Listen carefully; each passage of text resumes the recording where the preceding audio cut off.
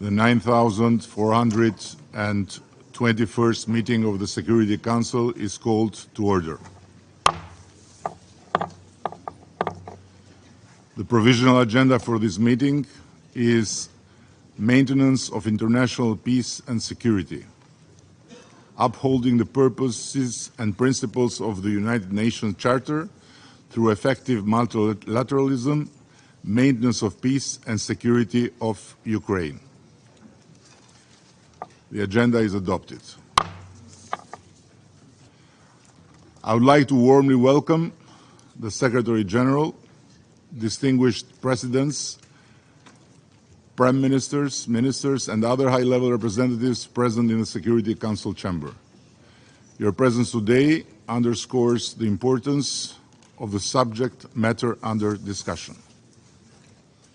In accordance with Rule 37 of the Council's Provisional Rules of Procedure, I invite representatives of Argentina, Australia, Austria, Belarus, Belgium, Bosnia and Herzegovina, Bulgaria, Canada, Chile, Croatia, Czechia, Denmark, Estonia, Germany, Greece, Guatemala, Hungary, India, Indonesia, Ireland, Italy, Kuwait, Latvia, Liechtenstein, Lithuania, Mexico, Montenegro, the Kingdom of the Netherlands, North Macedonia, Panama, Poland, Portugal, Qatar, the Republic of Korea, Romania, Sierra Leone, Slovakia, Slovenia, South Africa, Spain, Turkey,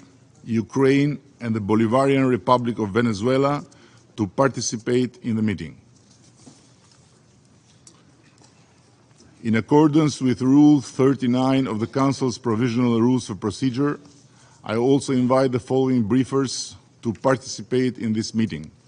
His Excellency Mr. Charles Michel, President of the European Council. His Excellency Mr. Bujar Osmani, Chairperson in Office of the Organization for Security and Cooperation in Europe. And His Excellency Grand Chancellor Riccardo Paterno di Montecupo, Sovereign Order of Malta. It is so decided. I also propose that the Council invite His Excellency Archbishop Paul Richard Gallagher, Secretary for Relations with States and International Organizations of the Holy See, to participate in the meeting, in accordance with the Provisional Rules of Procedure and the previous practice in this regard. There being no objection, it is so decided.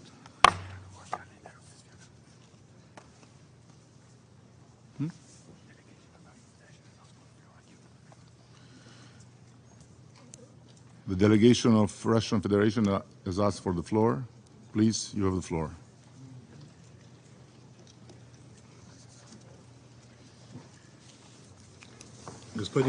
Mr. President, you were hasty in saying the words, "It is so decided." We had two questions. First and foremost, we wish to ask you on what basis you propose to give the President of Ukraine, Vladimir Zelensky, the floor before members of the Security Council speak, many of whom also are represented at the level of heads of state and government. And my second question, the second question I wish to pose, is on what basis are you inviting the Minister for Foreign Affairs of North Macedonia to today's meeting in the capacity as the chair of the OSCE? So I take note of the remarks made by the Russian delegation, and in response, I would like to confirm that notice of the planned speaking order was given to all Council members in advance, and in my view, it would have been preferable had this procedural matter been resolved at a technical level prior to the start of this open debate, so that we would have been able to proceed immediately to the substance of our deliberations today. I wish to recall that paragraph 33 of Presidential Note S 2017-507, agreed by consensus, states, and I quote, "When non-members are invited to speak to the Security Council, those who have a direct interest in the outcome of the matter under consideration may speak prior to Council members if appropriate." End of quote. Given the subject of today's open debate, we believe that inviting President Zelensky to speak before Council members amply confirms to paragraph 33. Moreover, giving the floor first to President Zelensky will provide the opportunity for Council members and the other member states participating today in such impressive numbers to respond to his remarks. Previously, in February of this year, the Russian delegation raised the same issue and was assured by then the Council President that ample precedents exist of non-Council member states taking the floor before Council members. Several cases were cited at that time, and others could be mentioned. I would add that at each of the previous 5 Security Council meetings in which President Zelensky was invited to participate, he spoke before Council members. I want to assure our Russian colleagues and everyone here that this is not a special operation by the Albanian presidency, but a continuation of a long and well-established practice of this Council, and today's speaking order therefore is in full conformity with the Council's guidelines and practices. As for the second question, I have a certain difficulty to understand what's the problem, because OSCE has an important role and is here because of its contribution to this meeting considered of essence. Yes, the OSCE representative here is an Albanian from North Macedonia, but if you would be more explicit what's the problem, I would be happy to help you.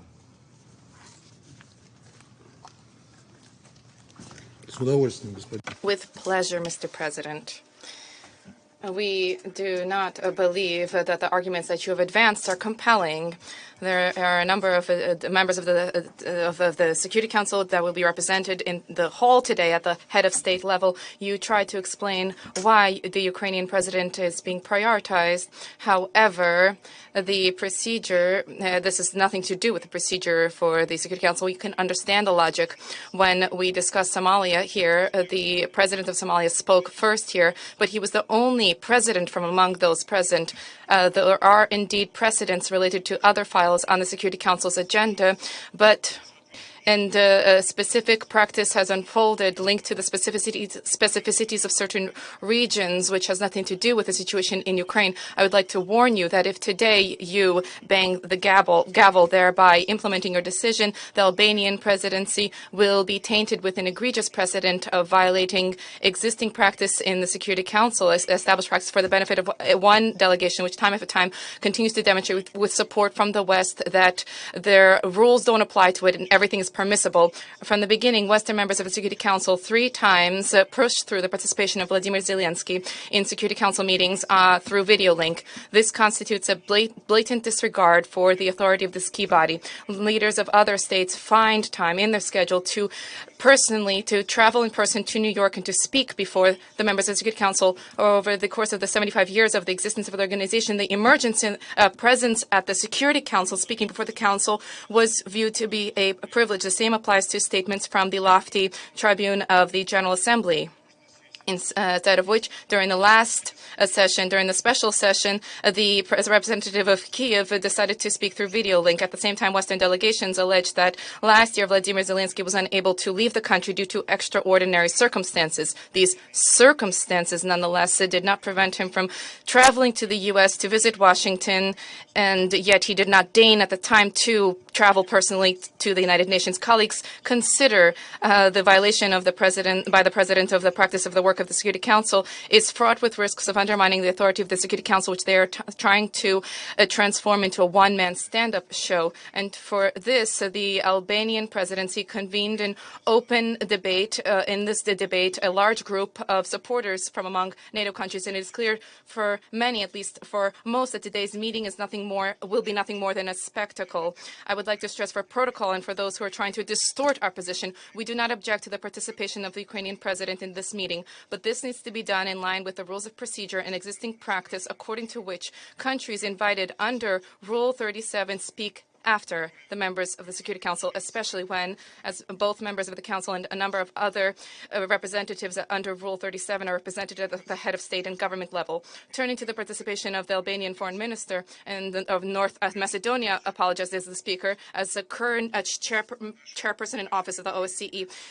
Our being appalled at this has nothing to do with his nationality, sir, and we objected to his presence in this capacity, and we informed the Albanian presidency about this yesterday.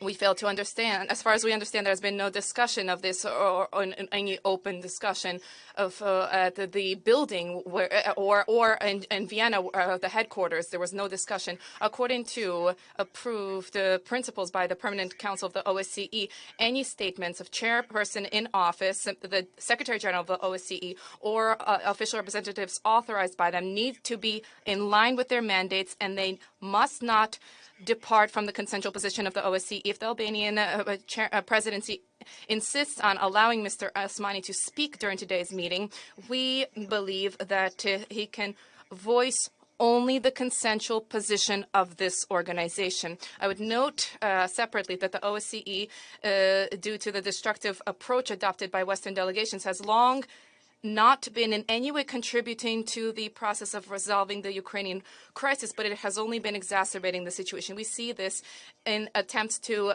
advance and push through in a way that runs counter to practice. Mr. Osmani's participation by Western delegations, their attempt to advance one-sided rules of the game as part of the rules-based order. We urge members of the Security Council to adopt a principled position in this issue and to speak out against such approaches. We regret that the Albanian presidency has demonstrated blatant disregard for consensus and practices of the Security Council. They have placed their NATO political and ideological beliefs above the obligations of the presidency of the Security Council, which is a guardian for the procedures and should adopt an impartial position. Unfortunately, the Albania has been unable to manage this today. Thank you. I must say that coming from you, all this lecture of violating the rules in this building is quite an impressive shoot. But as far as you repeated many times that the violation here is about President Zelensky speaking before the Council members, there is a solution for this if you agree. You stop the war and President Zelensky will not take the floor. So what made him here important and what makes important for all of us to hear him first and then discuss is made from you, not from us. Thank you very much. I take note and we'll continue with our session. You want the floor again? Okay. Господин председатель. Mr. President, I wish to draw your attention to the fact that you today are acting as President of the Security Council, not speaking in your national capacity as a representative of Albania. Your objective is to conduct a meeting as is enshrined in the rules of procedure of the Security Council instead of providing political assessments in your capacity as the President of the Security Council. Thank you. I just responded to you after you addressing me as the Albanian Prime Minister and after you continuing to say incorrect things about what the procedure is here. If you don't want me to answer as an Albanian Prime Minister, don't provoke me as such. Anyhow, let's keep going now. The security, again, okay? Mr. President, I turn to you only as the President of the Security Council. Not once did I turn to you as the Prime Minister of Albania. Once again, I stress, I'm engaged in a procedural dialogue with you, not in a substantive dialogue. Please refrain from political assessments at the beginning of your statement at the Council. Yeah, it was you that talked about NATO, about Albania being in NATO, about NATO countries coming here, so all this has nothing to do with my role as President of the Council. Anyhow, can we now, with your permission, continue normally the session? Thank you very much. The Security Council will now begin its consideration of item 2 of agenda. I wish to draw the attention of Council members to document S 2023/653, a letter dated 6 September 2023 from the Permanent Representative of Albania to the United Nations addressed to the President of the Security Council. I now give the floor to the Secretary General, His Excellency Mr. Antonio Gutierrez. Mr. President, Excellencies, the United Nations Charter is our roadmap to a more peaceful world. The tools and mechanisms founded on the principles of the Charter are a how-to manual to resolve conflict. Together, our collective efforts over the years have contributed to preventing war on a global scale and saving millions of lives through peacemaking and preventing diplomacy, UN peacekeeping operations, disarmament and non-proliferation efforts, humanitarian and development programs, and activities to promote human rights. Cette semaine, just this week, the Sustainable Development Goals Summit agreed a rescue plan for the SDGs, an essential tool to prevent conflicts and crises of all kinds. Multilateralism works. It is essential and effective. But multilateral tools and mechanisms are weakening in the face of rising geopolitical tensions and challenges. Some are failing, while others, frameworks that are urgently needed, do not yet exist. The number of conflict-related deaths last year almost doubled. UN peace operations are under unprecedented strain. Nuclear disarmament is at a virtual standstill, and there are no adequate global frameworks to address the security threats posed by new technologies. I urge governments to go further and do better to recommit to their obligations under the UN Charter, to use the full range of diplomatic tools that it provides, to prioritize the prevention of conflict and crises, and to consider the proposals for new frameworks and tools in the new agenda for peace. Mr. President, Russia's invasion of Ukraine, in clear violation of the United Nations Charter and international law, is aggravating geopolitical tensions and divisions, threatening regional stability, increasing the nuclear threat, and creating deep fissures in our increasingly multipolar world. All this comes at a time when cooperation and compromise for multilateral solutions are needed more than ever to tackle challenges from the climate crisis to unprecedented levels of inequality to disruptive technologies. The United Nations organs have been clear in condemning the war. The General Assembly overwhelmingly approved one resolution demanding that Russia leave Ukraine, and the second rejected Russia's effort to annex Ukrainian territory. I have consistently and repeatedly called for a just and sustainable peace in Ukraine, in line with the Charter and international law, for Ukraine, for Russia, and for the world. Russia's invasion was followed by relentless, systematic attacks against civilians and civilian infrastructure and services, including health and education facilities. The war has killed or injured tens of thousands of civilians, destroyed lives and livelihoods, traumatized a generation of children, torn families and communities apart, devastated the economy, and turned vast areas of farmland into deadly minefields. Attacks on civilians and civilian infrastructure must stop immediately. Nearly half of Ukraine's population, some 18 million people, need humanitarian assistance and protection. More than 6 million Ukrainians have fled the country. The United Nations has worked collectively to mitigate the impact on people, both in Ukraine and around the world, and to support civilians. Our humanitarian programs have stepped up, distributing aid to more than 8 million people this year, in partnership with over 450 humanitarian organizations, half of them Ukrainian. The International Atomic Energy Agency has established a presence at Zaporizhia nuclear plant and other major Ukrainian nuclear sites to monitor safety, security, and safeguards.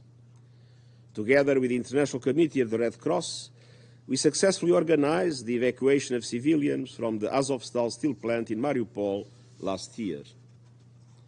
Evidence of shocking and widespread human rights violations has been documented by UN agencies, including conflict-related sexual violence, arbitrary detentions, summary executions, mostly by the Russian Federation, and the forcible transfer of Ukrainian civilians, including children, to territory under Russian control or to the Russian Federation. This documentation is vital for accountability.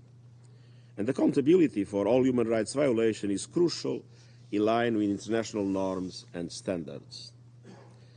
Mr. President, the war contributed to an unprecedented surge in global food prices, threatening millions with hunger and poverty.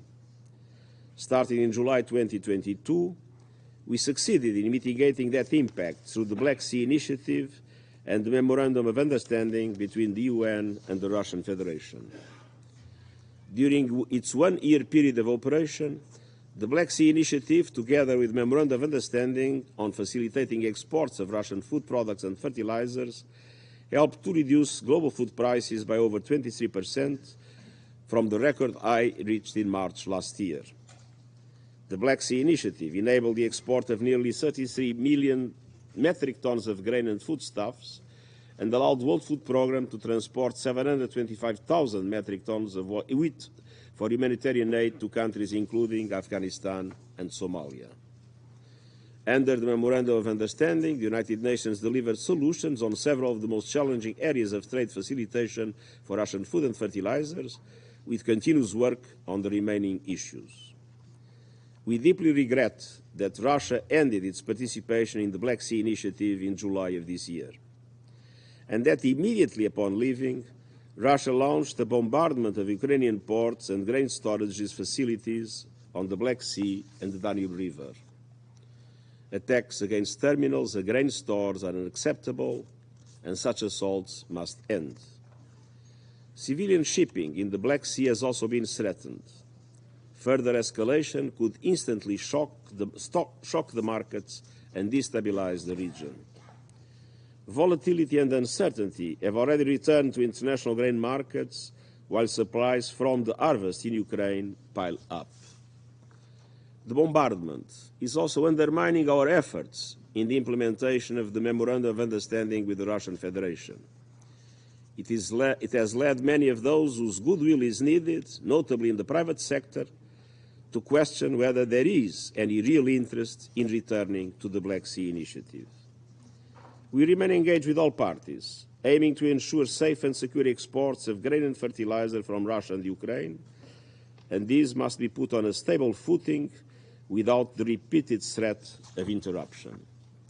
I'm grateful to the government of Turkey for its contributions and urge all member states to support our efforts. Mr. President, the United Nations continues to work towards a just and lasting peace in Ukraine, in line with the Charter, international law, and the resolutions of the General Assembly. I urge all countries to do their part to prevent further escalation and to lay the foundations for sustainable peace. We are fully committed to the sovereignty, independence, and territorial integrity of Ukraine within its internationally recognized borders. This war is already causing limitless suffering. Its continuation risks further perilous escalation. There is never an alternative to dialogue, diplomacy, and a just peace. Thank you. I thank the Secretary General for this briefing, and I now give the floor to His Excellency Mr. Volodymyr Zelensky, President of Ukraine. Thank you so much. Thank you. Distinguished Prime Minister Rama, I'm grateful to the Albanian presidency for the organization of this meeting.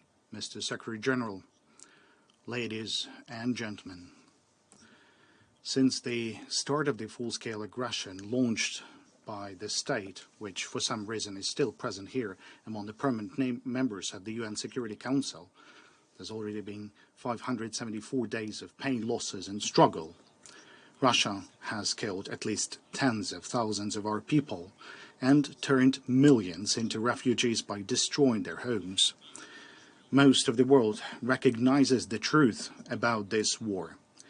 It is a criminal and unprovoked aggression by Russia against our nation, aimed at seizing Ukraine's territory and resources. But it's not just that.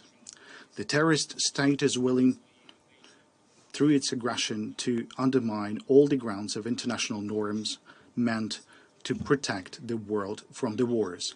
And I'm grateful to all those who have recognized Russian aggression as the violation of the UN Charter. Ukraine exercises its right to self-defense, helping Ukraine with weapons in this exercise by imposing sanctions and exerting comprehensive pressure on the aggressor, as well as voting for relevant resolution, would mean helping to defend the UN Charter.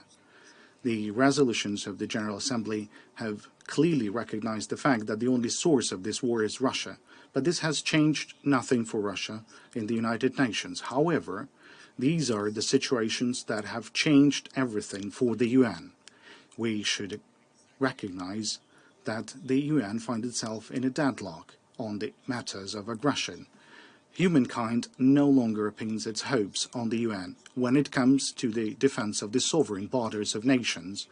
World leaders are seeking new platforms and alliances that could reduce the disastrous scope of problems, the problems that are met here within these walls with rhetoric rather than real solutions, with aspirations to compromise with killers rather than to protect lives. Life should be defended uncompromisingly to ensure successful protection. But I would not be here today if Ukraine had no proposals precisely regarding some specific solutions. Yesterday, in my address to the UN General Assembly, I said that Ukrainian peace formula had become the basis to update the existing security architecture in the world, to restore the real power of the UN Charter and the rule-based international order. Now, I would like to present some very specific details based on the peace formula. Notably, it's point 5, and it's called Implementation of the UN Charter and the Restoration of Ukraine's Territorial Integrity and the World Order. All in the world can see what makes the UN incapable. Unfortunately, this seat in the Security Council, which Russia occupies illegally through backstage manipulations following the collapse of the Soviet Union, have been taken by liars, whose job is to whitewash the aggression and the genocide being carried out by Russia. And all the UN actions, either by the Security Council or by the General Assembly, that could have stopped this aggression are shattered by the privilege granted to the aggressor with this seat. Veto power in the hands of the aggressor is what has pushed the UN into a deadlock. Today, no matter what nation you might be, a nation with hundreds of millions of people, or a small nation, a nation that bravely defends its independence, or a country whose long history of independence can help others, a state in need of help, or a nation that could provide some genuine support, a state relying on its army, or a state considering the UN Charter, but not the army, as its first and last line of defense. Regardless of who you are, the current UN system still makes you less influential than the veto power possessed by a few and misused by one, Russia. That is to the detriment of all other UN members. These days, in the General Assembly, we can hear the word inequality too often. Inequality is mentioned by different nations, both larger and smaller. It is precisely inequality that renders the UN ineffective. I regret that so far the UN Security Council is just the largest and the most visible platform in the world. I believe and I know that UN is capable of more. I'm confident that the UN Charter can actually work for the sake of peace and security globally. However, for this to happen, the years-long discussions and projects on UN reform must be translated into a viable process of UN reform. And it should not be only about representation here in the Security Council. The use of veto power, that is what requires the reform. And this could be a key reform. That is something that can restore the power of the UN Charter. Ladies and gentlemen, 574 days of the full-fledged Russian aggression means 574 reasons for changes in this chamber. And the numbers of votes in favor of this challenge actually amounts to billions. The absolute majority of people in the world want to live in the world free of aggression. In contrast to all us, there's only a few obsessed individuals in Moscow. Veto right should not serve those who are obsessed with hatred and war. What we observe in the United Nations is an increasing support for the idea that in cases of mass atrocities against human rights, veto power should be voluntarily suspended. But we can also observe that Russia will not give up this stolen privilege voluntarily. Therefore, the UN General Assembly should be given a real power to overcome the veto. This will be the first necessary step. If it is impossible to stop the war because all efforts are vetoed by the aggressor or those who condone the aggressor, it is necessary to bring this issue to the attention of the General Assembly.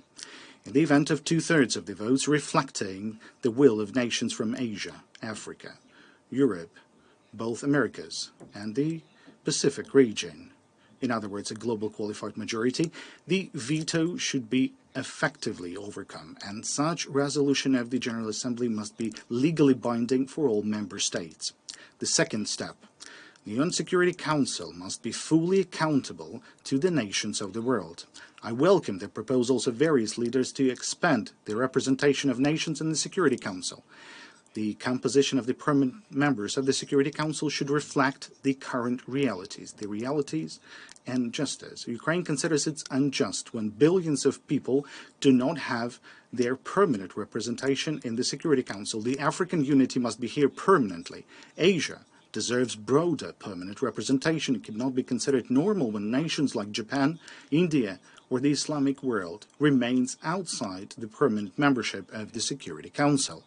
One should take into account the changes that have taken place in Europe, notably that Germany has become one of the key global guarantors of peace and security. This is a fact. Therefore, it is also a matter of fact that Germany deserves a place among the permanent members of the Security Council. Latin America must be represented here permanently, and the Pacific states as well.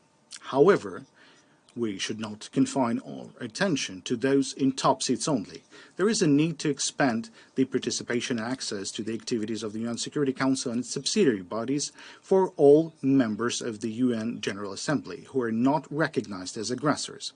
At the same time, any participation of the Security Council membership should be suspended for a period of time when such a state resorts to aggression against another nation in violation of the UN Charter. The third step, there is a need for a system to prevent aggression through early response to actions violating territorial integrity and sovereignty of states. It is time to do that. The nations of the world should agree on such a mechanism for responding to aggressions to protect others that everyone would want for their own security. The Russian invasion of Ukraine has shown what can serve such a mechanism. Among other things, powerful sanctions against the aggressor. Not only at a stage when Bucha has already happened, but also at the stage of the build-up of the invasion army. Anyone who wants to start a war should see before their fatal mistake what exactly they will lose when the war would start. The issue of applying such preventive sanctions should be automatically submitted for consideration of the UN Security Council when any member of the UN General Assembly reports a threat of aggression. Ukrainian soldiers now are doing at the expense of their blood what the UN Security Council should do by its voting. They're stopping aggression and upholding the principles of the UN Charter. And now talking about the territorial integrity. This is an element of both the UN Charter and our peace formula that is inextricably linked to the issue of cleaning the territory from the occupiers. Occupation is an inexhaustible source of dynamite under the international rule-based order. So I will provide examples of concrete steps to be taken for the security architecture to be strong. Using Ukraine as an example, very specific things, just like Ukrainians. First, complete withdrawal of all Russian troops and military formations, including the Russian Black Sea Fleet or its leaky remnants, as well as the withdrawal of all mercenaries and paramilitary formations of Russia from the entire sovereign territory of Ukraine within our international recognized borders as of 1991. Second, full restoration of Ukraine's effective control over the entire state border and exclusive economic zone, including the Black and Azov Seas, as well as in the Kerch Strait. In fact, only the implementation of these 2 points will result in an honest, reliable, and complete cessation of hostilities. Ladies and gentlemen, reform of such international institutions were made following tragedies, following major wars. We should not wait for the aggression to be over. We need to act now. Our aspiration for peace should drive the reform. As I was preparing the Ukrainian peace formula, I underpinned its points by the principles of the UN Charter. Only the principles of the UN Charter and resolutions adopted by the General Assembly. This is precisely what enables the Ukrainian peace formula to become global. The nations that engage with the formula realize that they're working for the rule-based international order, for the protection of territorial integrity and sovereignty of states, protection of human rights, prevention of aggression, and genocidal policy. Naturally, the epicenter of such efforts should be in this very chamber, the UN Security Council chamber, and even to the greater extent in the General Assembly Hall. If reform of UN institutions is necessary for that, then we should not be afraid of such reform. We are ready to work together with UN members who have joined the peace formula to work on relevant draft resolutions and amendments to the UN Charter. And I would like to make it clear for everyone in the world that Ukraine is proposing, while addressing to nations of the world and calling them to join the implementation of the peace formula, every country can demonstrate its leadership within the framework of one or more or maybe all points of the peace formula. We can establish groups based on the points of the peace formula where national security advisors to heads of states and diplomatic representatives work. Now, these groups are tasked to elaborate a list of decisions and legislative proposals to be implemented in order for the relevant point of the peace formula to be fulfilled. We're ready to hold 10 conferences at the level of advisors, and in accordance with the 10 points of the peace formula, then a summit on the level of leaders. Later, these drafts would be prepared and submitted for consideration by heads of states at the respective summit. Thereby, all nations of the world that respect peace can actively participate in restoration of peace. Cooperation is always the key word for Ukraine in international relations. This word is also key for peace. So let the peace prevail. May our institutions and our cooperation be stronger. I thank you for your attention, and thank you for the possibility to address you. Thank you for this invitation. Thank you. Glory to Ukraine.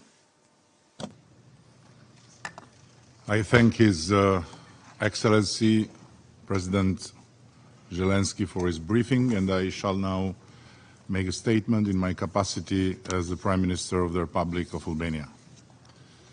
Mr. Secretary General, Excellencies, Head of State and Governments, distinguished representatives, thank you all for being here today. The presence of such considerable number of dignitaries speaks to the very high importance of the issue at hand. Thank you, Secretary General, for your remarks. They resonate with and reflect the values and principles of our organization. President Zelensky, I'm grateful for your presence here at such a tragic moment in your country's history. Your strong words translate the pain of your compatriots and convey very clearly, together with your firm determination, the grit of your people and the unwavering hope of your nation. Excellencies, while today the world needs more than ever an acute sense of responsibility from all of us to confront the multiple challenges and threats facing our planet, conflicts, unconstitutional seizures of power, climate change, devastating floods and unforgiving droughts, including unpredictable and severe wildfires, what we witness instead is more and more disruptive attitudes, reckless acts, and growing conflictuality within and among states.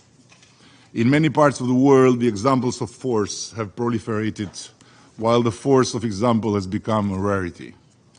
Who could have imagined, until not long ago, that in the third decade of the 21st century, a disastrous war started by a permanent member of this Council would put Europe at risk by brutally undermining all the principles that gave birth to the United Nations?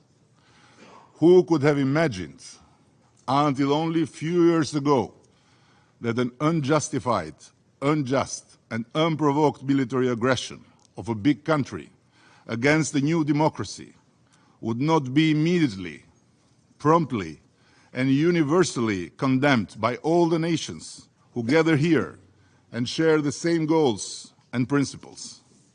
How to understand the yes, but, or calls on both sides with arguments in order to avoid calling a spade, and which refuse to call a brutal aggression by its only and real name, a man-made tragedy that is inflicting untold suffering to the Ukrainian people, but also reverberating across world regions, hurting growth, raising prices, and threatening with hunger and starvation hundreds of millions of people.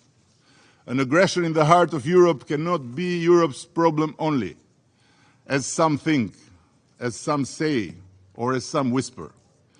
Cynics may think that Ukraine is just a problem dropped on the lap of the democratic West to deal with, and they even mumble that what goes around comes around, implying that this is a natural payback for what might have happened before, elsewhere, in other times. Is it?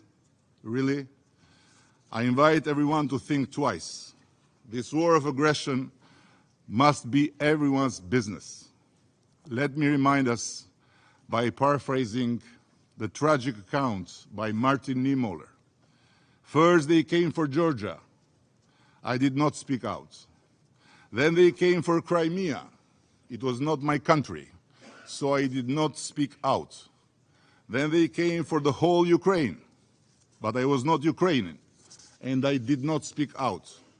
And then they came for me, but there was no one left to help and defend me.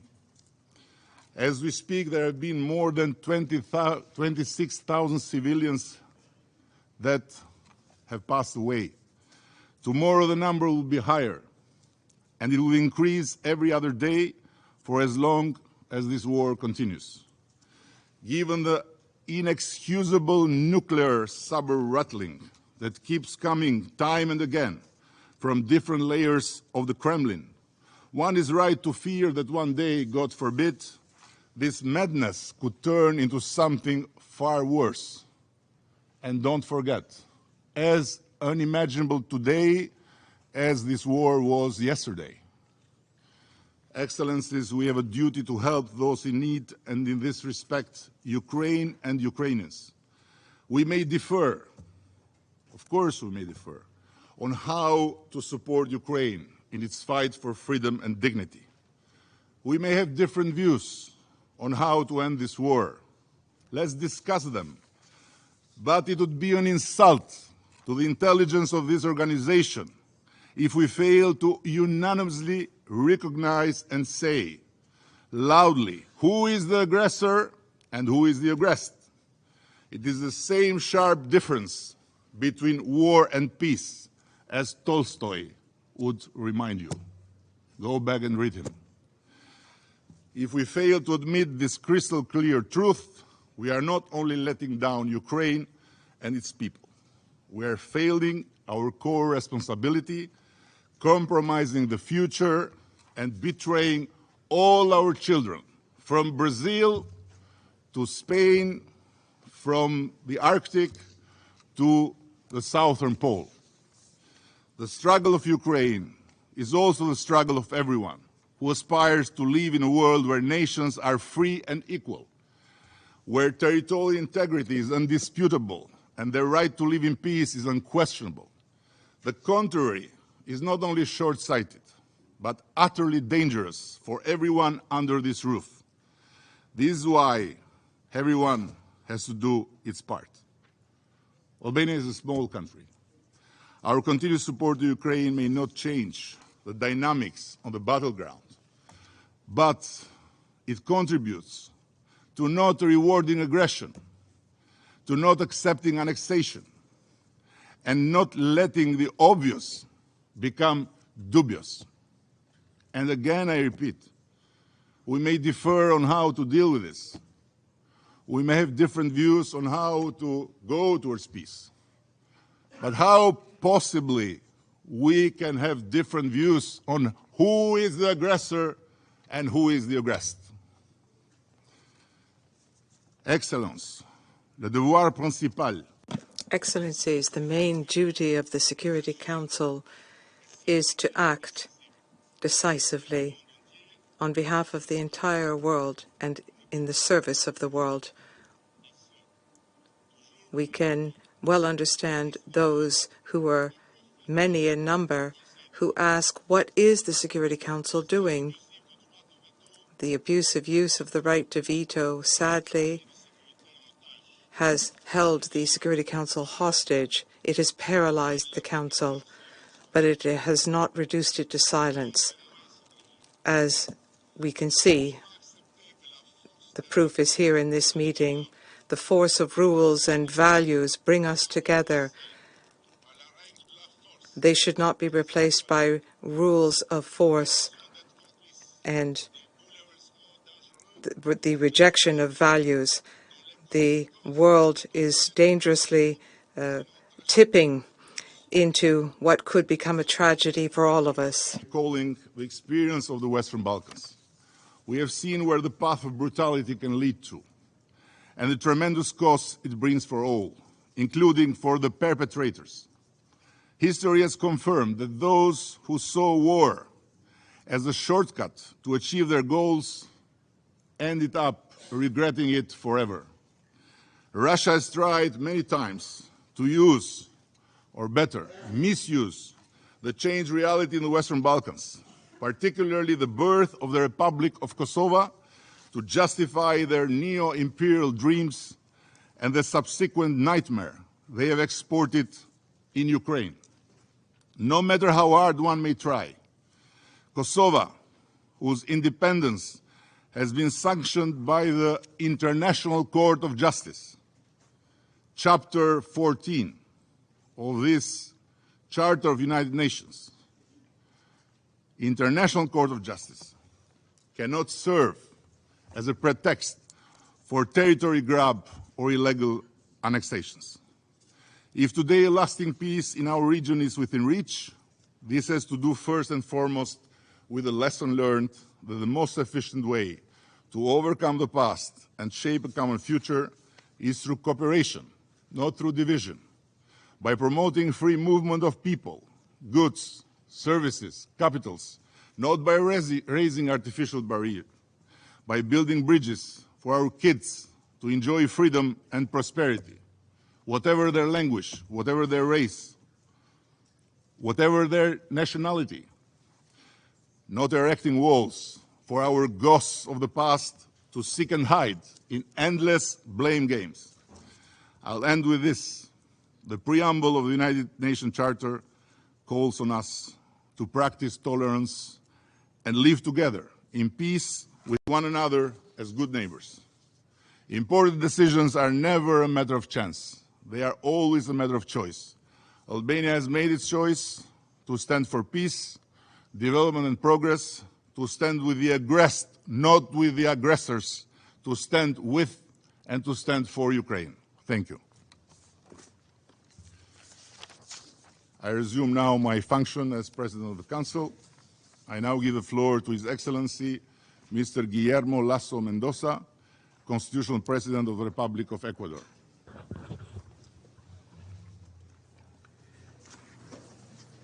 Su Excelencia.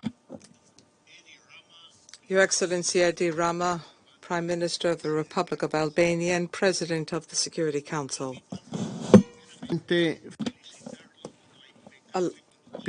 Del Consejo de Seguridad. I would like to thank you for your conduct of the Security Council during this month. It has been almost 19 months since the beginning of the war of aggression against Ukraine.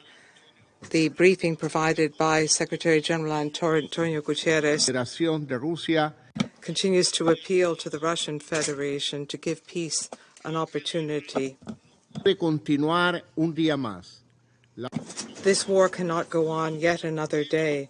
The Russian Federation must immediately suspend its military operations in accordance with the order of the International Court of Justice, the ruling of that court, the highest legal system in the world, on the 16th of March 2022. This prolonged war was initially denied and was called a mere special military operation. In addition to destroying Ukraine, costing the lives of thousands of people, it is undermining the very purposes and principles enshrined in the United Nations Charter, in particular that of territorial integrity.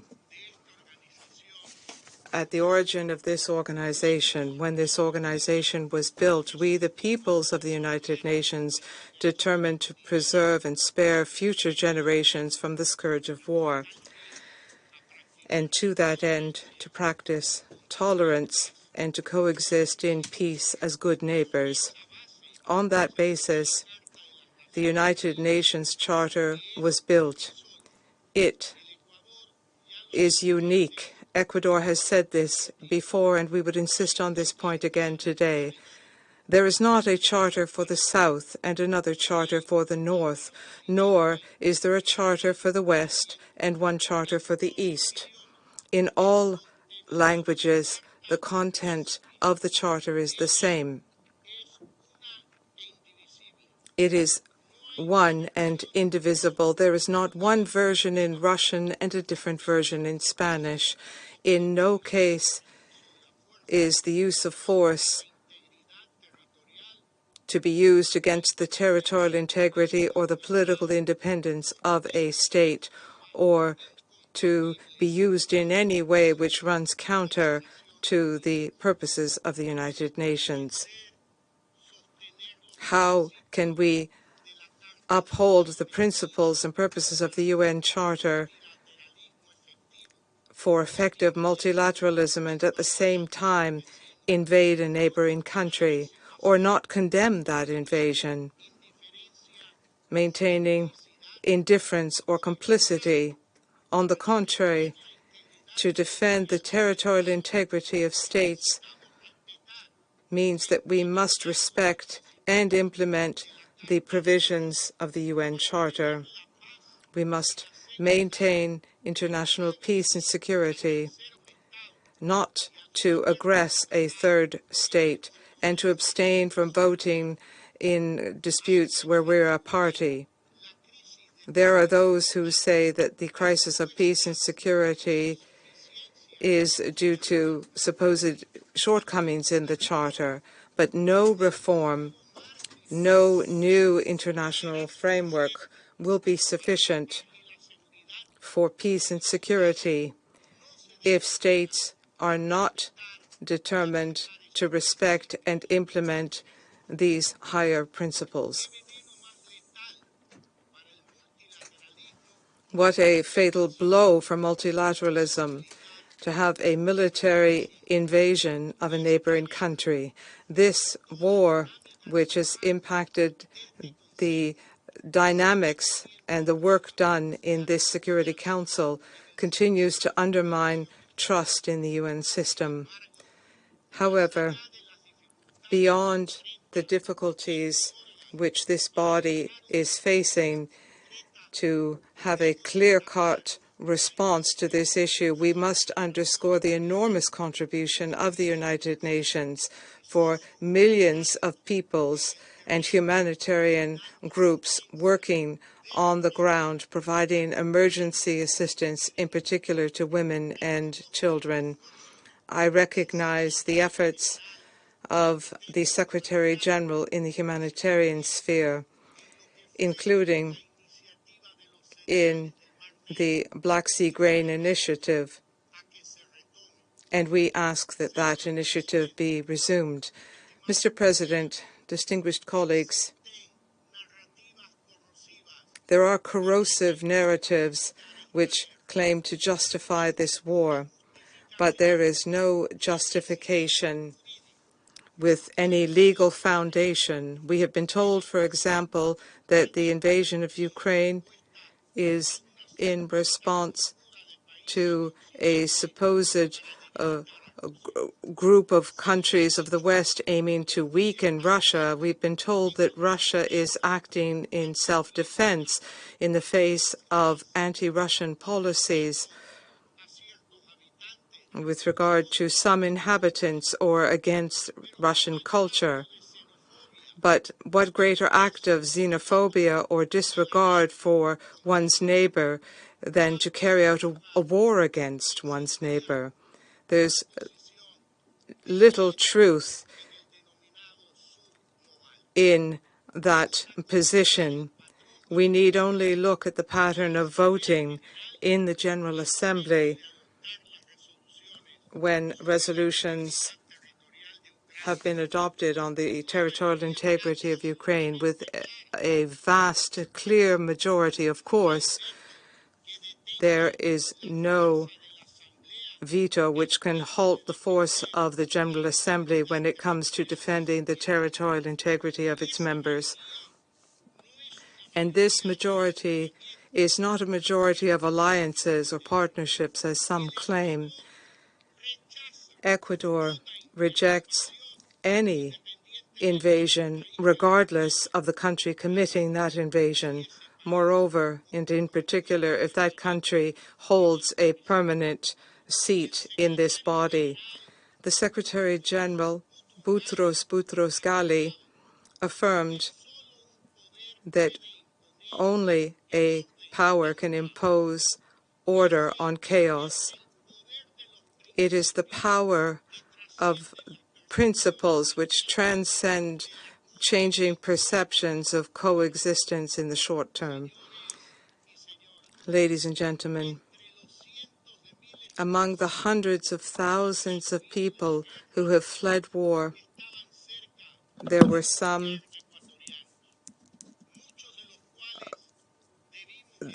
many Ecuadorians. Many of them had to flee through emergency operations with a support team out of Ukraine and into neighboring countries. These people were some of the first people impacted by the serious humanitarian fallout of this invasion, which continues to worsen. Millions of people are now forced to leave their homes. They have been the hardest hit. Primarily women, girls, and boys are the ones who are hardest hit. This war has continued to have a global impact as well. It has exacerbated the nuclear threat. It has led to global food insecurity, and it has impacted economies, in particular the economies of developing countries. For all of these reasons, we appeal to the members of the Security Council,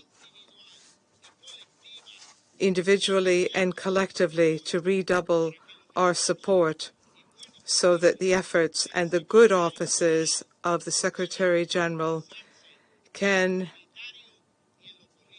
be played out on the humanitarian and political fronts, so that we can work towards just peace based on territorial integrity and on the principles of the UN Charter immediately. Thank you very much.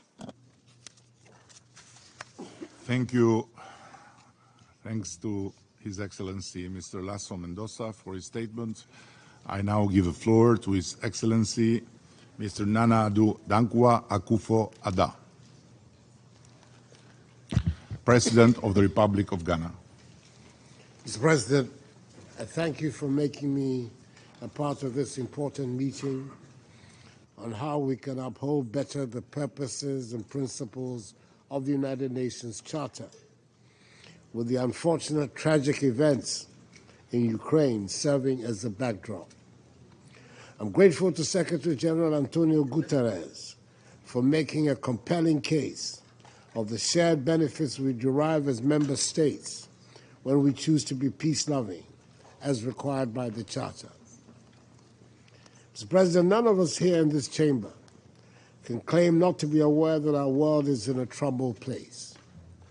The sharp differences in geopolitical competition among major powers and the intense convergence of the crises in the world, particularly of conflicts, climate change, inequality, unconstitutional changes of government, and unsustainable development, have undermined global trust and solidarity and unraveled the common logic that has prevailed since 1945, which is, it is better to suffer the inadequacies of the multilateral system for the greater good than to pursue the chaos of the unknown for national advantage. In this context, and being mindful of the reality that neither geographic boundaries nor political ideologies have been able to isolate any state from the burden of the prevailing crises, Ghana continues to hope in earnest for an end to the war against Ukraine and for the construction of a future marked by peaceful coexistence, mutual cooperation, and brotherly relations between the two neighboring countries. Indeed, the Russian Federation's aggression against Ukraine is plainly wrong, and we have said so on many platforms. The war has had an increasingly devastating toll on the people of Ukraine and the rest of the world, particularly for those of us in Africa, and has challenged our shared values of international peace and security. The turnings of the war have constrained collective efforts in reintegrating multilateralism and impeded common approaches to confront effectively several complex challenges of our time. For those of us in Ghana, however, the unfolding situation is not a lost cause. Whilst we are rightfully distressed by what is happening around us, we believe that together we can still mitigate the challenges of the unknown if we are prepared to cooperate for a peaceful, careful, managed process of the reform of global institutions that would redistribute fairly responsibilities and authority to reflect the present realities of our world. We also believe that history has a lesson to teach, and the painful lessons of the two previous world wars inspired the solemn commitments made by the founders of the United Nations to refrain from the use of force in their relations among states. That common understanding to replace force and might with the rule of law, cooperation, and the peaceful settlement of disputes underpins the purposes and principles of the United Nations Charter and remains valid if we are to avoid a Hobbesian state of affairs in interstate relations. We must thus work together strongly to reverse the growing fragmentation of our world and the elevation of nationalist ideologies and actions above commonly accepted rules. Violation of sovereignty and territorial integrity of states and attempts to normalize such violations or selectively apply the rules of international law and the Charter would only undermine the promise of the past and the hope for future generations. It is in this regard that Ghana continues to be a firm advocate for dialogue and diplomacy in resolving the Russian war against Ukraine.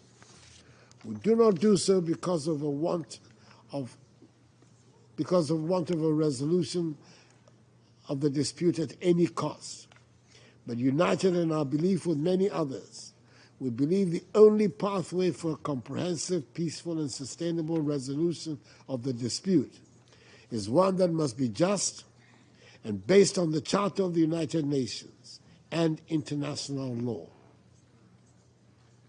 In taking a principled position on the conflict in Ukraine, Ghana has been concerned about the ramifications of the war on the global community and multilateralism. We therefore welcome the opportunity that the new agenda for peace provides, which is to reset our common understanding on how, among others, we relate with each other as states, can reinforce the preemptory norms of international law that have provided us stability for almost 8 decades, and find new ways of addressing old challenges that continue to undermine states and the sovereignty of nations. Mr. President, in support of the choices we need to make for a renewed and inclusive multilateralism, I would want to share 3 key messages. Firstly, many of the organs and institutions established by the Charter, such as for the Security Council, continue to be relevant, but the Council's composition and working methods need renewal through the completion of the long outstanding reforms. In support of the Common African Position on Security Council reforms contained in the Azulwini Consensus, Ghana urges a transformation of the dialogue among member states to envisage an endpoint that delivers a Security Council that is representative and which also addresses the historical injustice done the continent of Africa. To overcome knotty discussions around the veto, we encourage the ongoing efforts to limit its use and the subsequent placement of a moratorium on its use that will lead progressively to its removal over a reasonable period of time. We cannot continue to have a Security Council that is structurally limited from being effective and yet demands universal acceptance for its decisions. as many other things in life, with changes, we need to adapt, and with authority comes a responsibility that must be kept.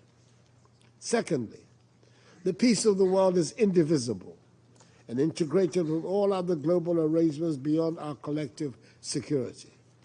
Our efforts of preventive diplomacy must be comprehensive and broad-based. We need to be aware that, for instance, inimical economic and financial policies have an enduring impact on peace, and that global policies in the structure and functioning of international institutions cannot remove the centrality of peace from their raison d'etre. We must strengthen in a comprehensive and integrated manner our efforts in preventing the outbreak of violence or resurgence of new conflicts.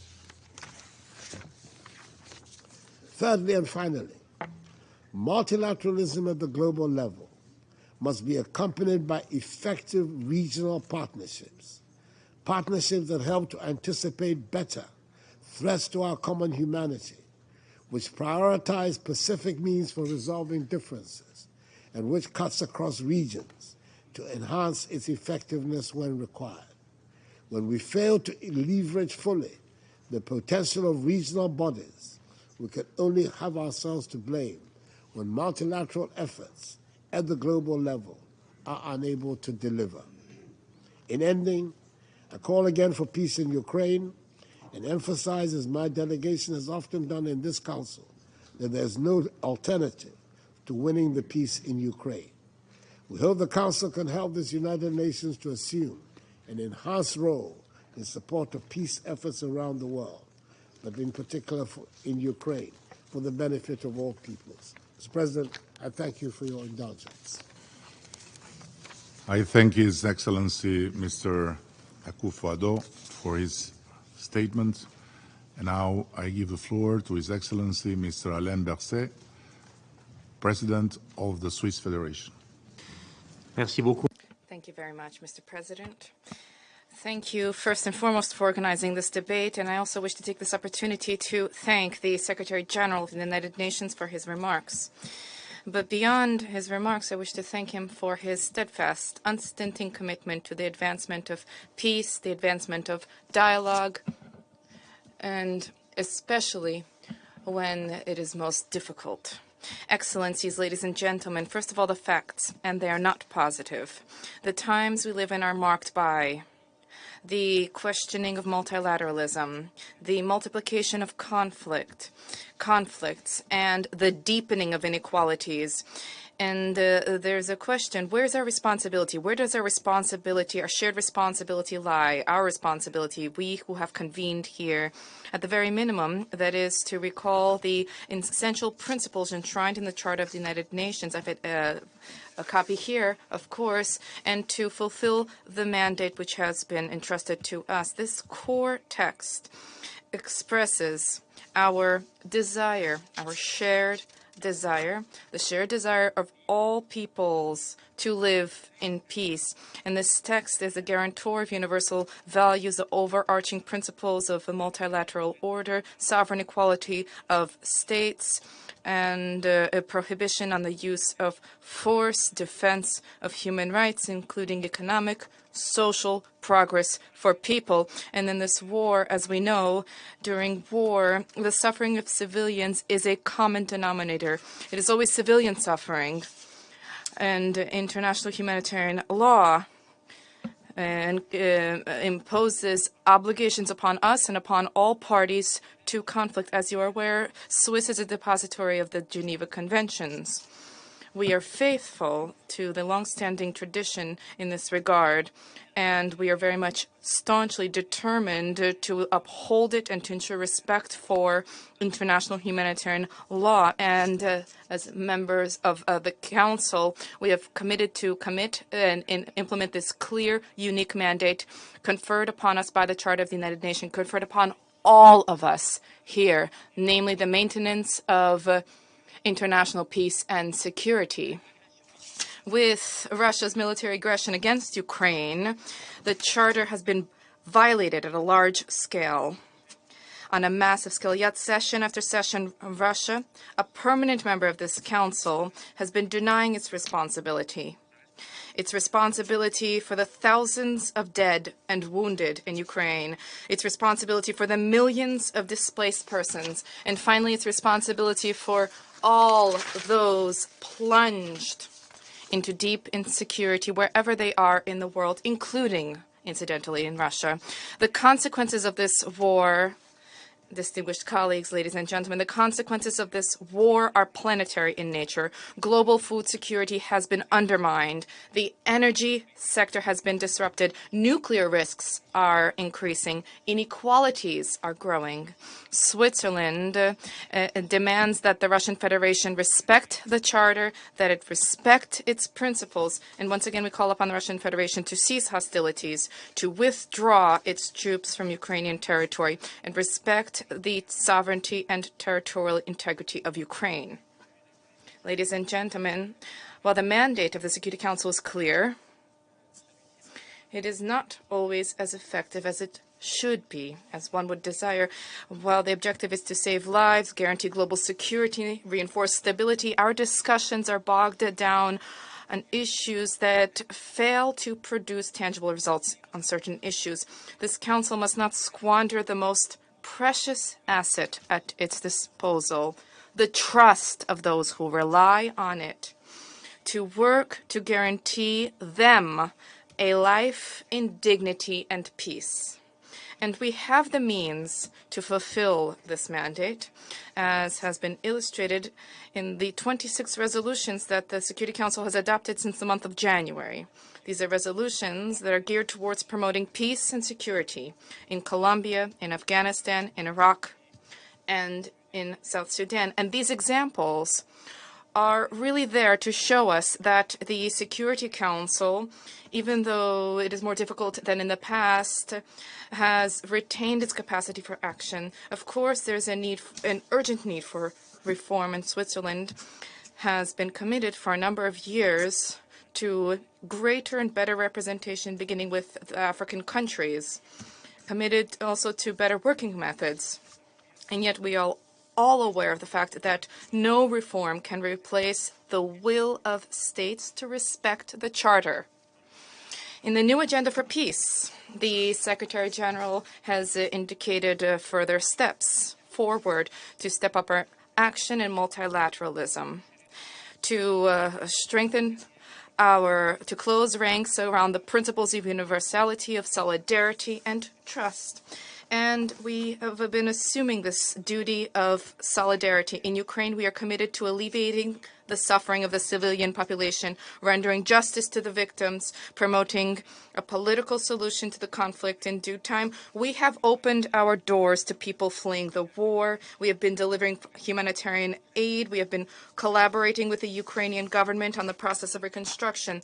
And the challenges, the tasks facing Ukraine are immense. To give just one example, an area four times the size of Switzerland. Switzerland is not a large country. 4 times the size of Switzerland.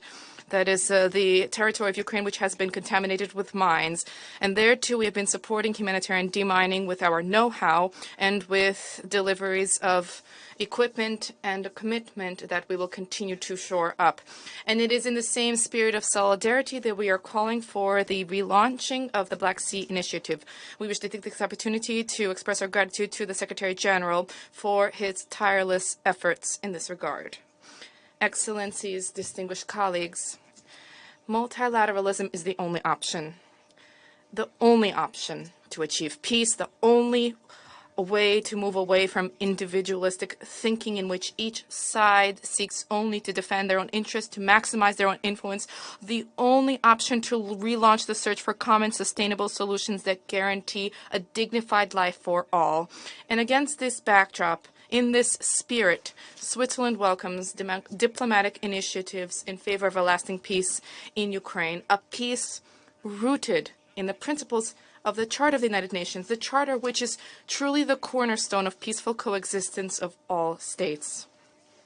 In the past and today, threats, isolationism, violence have never provided answers to the dysfunctions and imbalances of the world in which we live. And this Council, Security Council, can only successfully fulfill its mandate. Therefore, ensure the common desire of all people of this world to live in peace and security to be made a reality.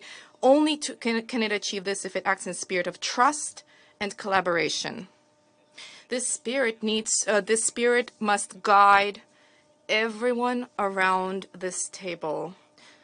Today we have an opportunity to reverse course, to change the situation. We have this opportunity, but there's a need for will to be there, for ardent will to be there, because a lasting peace is worth more than any fleeting gain. Thank you. Mr. Berset for his statement.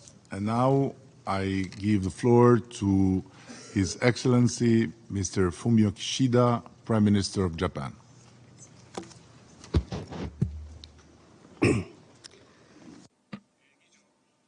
Mr. President, at the outset, I would like to commend the leadership of the Albanian Prime Minister Rama, for convening this high-level Security Council meeting on multilateralism and the situation in Ukraine. I also welcome the participation of President Zelensky of Ukraine. Today, the international order based on the rule of law is facing an unprecedented crisis and challenge. It is the Charter of the United Nations that is the foundation of international order. The Charter provides that the Security Council has primary responsibility for the maintenance of international peace and security.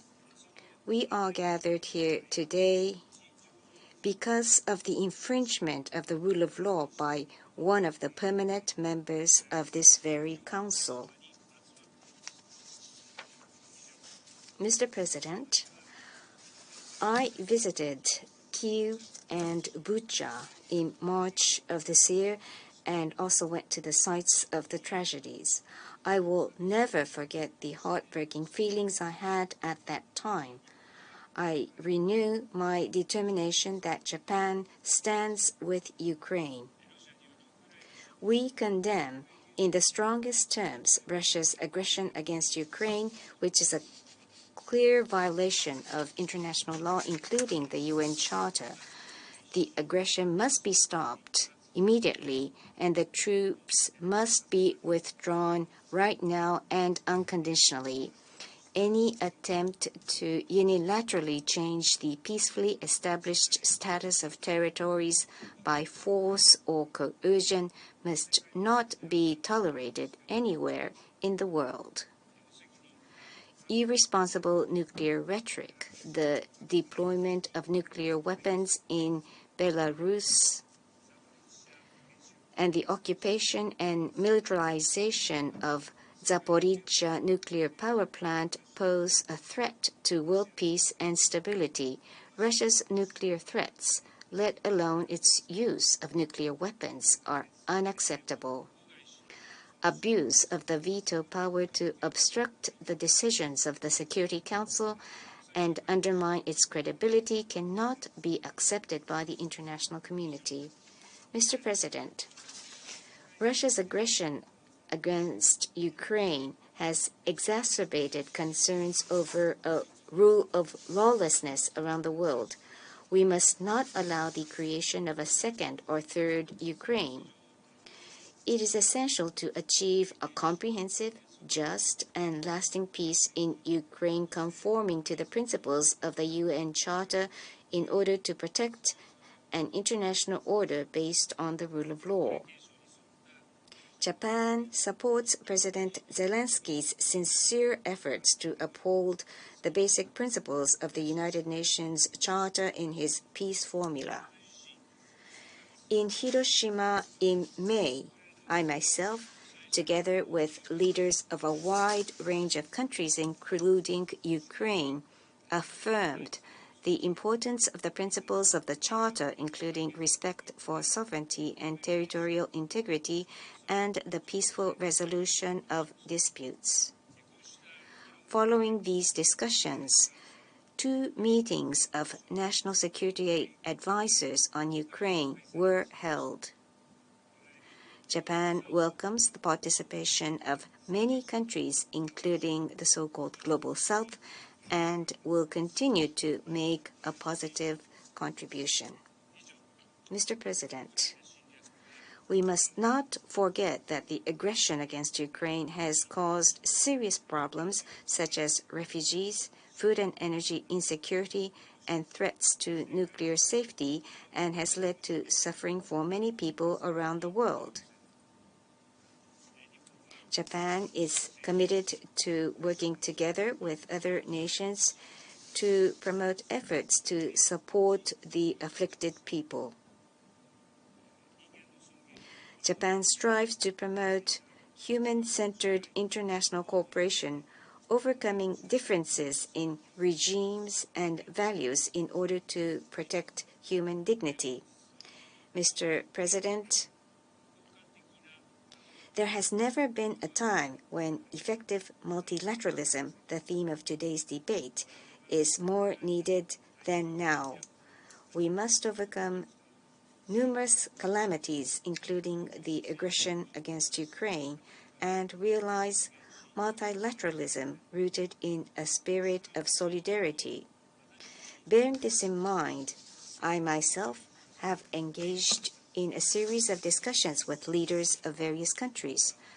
Japan has also organized Security Council open debate on the rule of law and peace building during our Council presidency to listen to the diverse voices of the international community.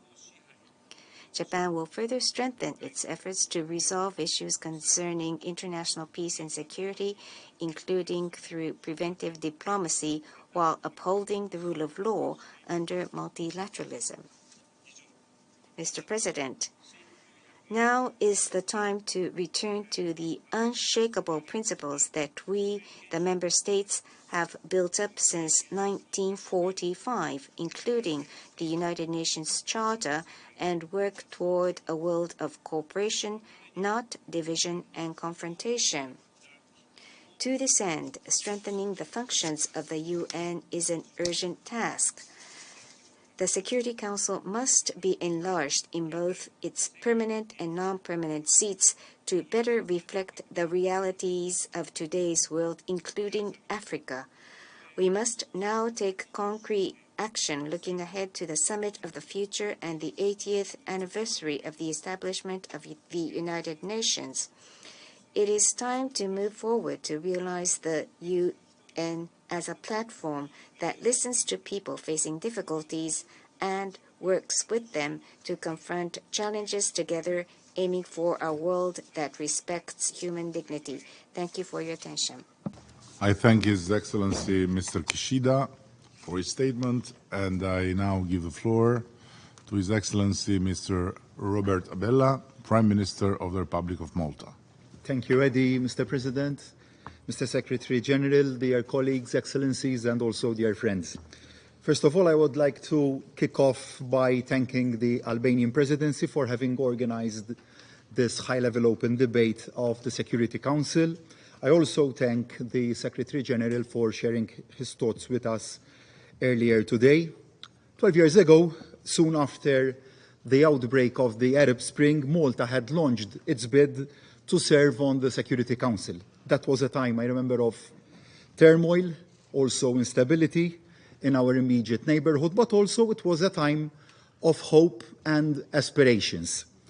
The decision to embark on this journey stemmed from our commitment to the principles enshrined in the United Nations Charter. They are timeless and also universal and an integral part of our foreign policy.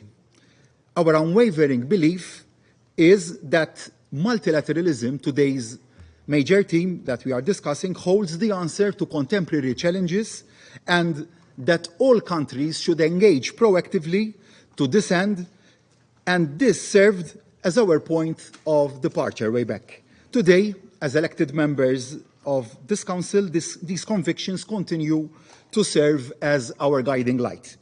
Mr. President, more than ever, the world today needs an effective multilateral system with the United Nations at its core. We must redouble our efforts to uphold and also defend the fundamental principles that unite us. We must promote our common values at a time when they are being aggressively undermined and threatened. We must protect them and adequately respond to any contempt for these values. At the same time, we must not lose sight of the fact that we are living in a world where conflicts, unfortunately, are on the rise. The nuclear threat still looms. The climate crisis is, unfortunately, spiraling out of control. Democracy and human rights are under a systematic attack. Global inequalities are deepening. Disinformation and misinformation campaigns are feeding as well as amplifying tensions. No country by itself can tackle these complex and existential challenges. They require our full and collective attention. Effective multilateralism is the only avenue to address these challenges in a decisive and holistic manner. Mr. President, if we are to reach these ambitious goals, we cannot resign ourselves to living in a world where might is right. Last year, the Russian Federation began its aggression against the Ukraine, violating its sovereignty and also its territorial integrity. These acts constitute a blatant violation of the United Nations Charter and also a violation of international law. They were overwhelmingly deplored and rejected by the General Assembly, who had called for Russia's immediate withdrawal of its military forces and the cessation of hostilities. This war profoundly undermines the multilateral system. It weakens and also destabilizes this very Council. The immediate and long-term consequences of such actions by a permanent member of this Council cannot be emphasized enough. And on the occasion of this debate, I reiterate Malta's full support for Ukraine's independence, sovereignty, and territorial integrity within its internationally recognized borders. I equally underline Ukraine's inherent right to self-defense as enshrined in Article 51 of the United Nations Charter. Ukrainian people have paid the heaviest price as a result of this unjustified and unprovoked war of aggression. It has led to another human-made catastrophe as the world was still struggling to find the path to normality following a crippling COVID pandemic. All wars are indeed devastating, and this is, of course, no exception. Lost lives are gone forever and will never be recovered. The scars of those wounded, injured, and traumatized by conflict never fully heal. Once the fighting is over, the road to recovery will still be a long and arduous one. Through its actions, Russia did not only bring war back to Europe's shores, it also generated a global food crisis that has seriously impacted mostly developing countries around the world. And while the Black Sea Grain Initiative allowed almost 33 million tons of grain to be shipped, Russia's unilateral decision to pull out of the deal has seen grain prices unfortunately soar up. Again, I once again state Malta's here uncompromising position that using hunger and food supplies as weapons of war is completely unacceptable. In closing, Mr. President, I reiterate and emphasize once again that there can be no peace in our future if the strong can trample on the weak. There can be no peace if international law can be brushed aside, if geopolitical interests so demand.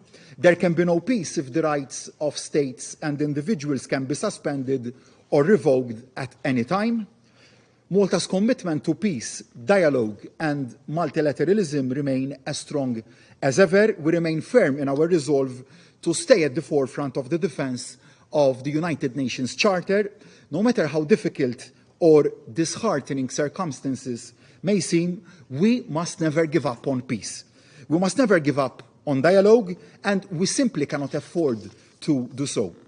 In this time of upheaval, our collective reply is to redouble our efforts and continue to invest in our multilateral system In doing so, we must also reform this Council to make sure it is truly fit for purpose in today's world. A Council that is more transparent, more effective, more representative, more accountable, and also more democratic.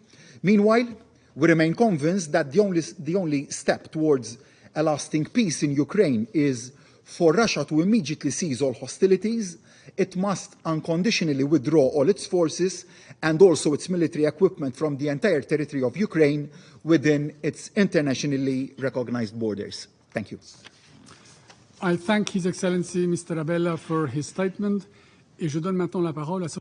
I now give the floor to His Excellency Mr. Raymond Dongsima, Prime Minister of Gabon.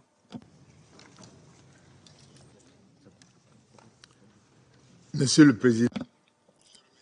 Mr. President, I thank the UN Secretary-General for his enlightening briefing on the terrible conditions and the fallout of the war in Ukraine 19 months after the outbreak of war.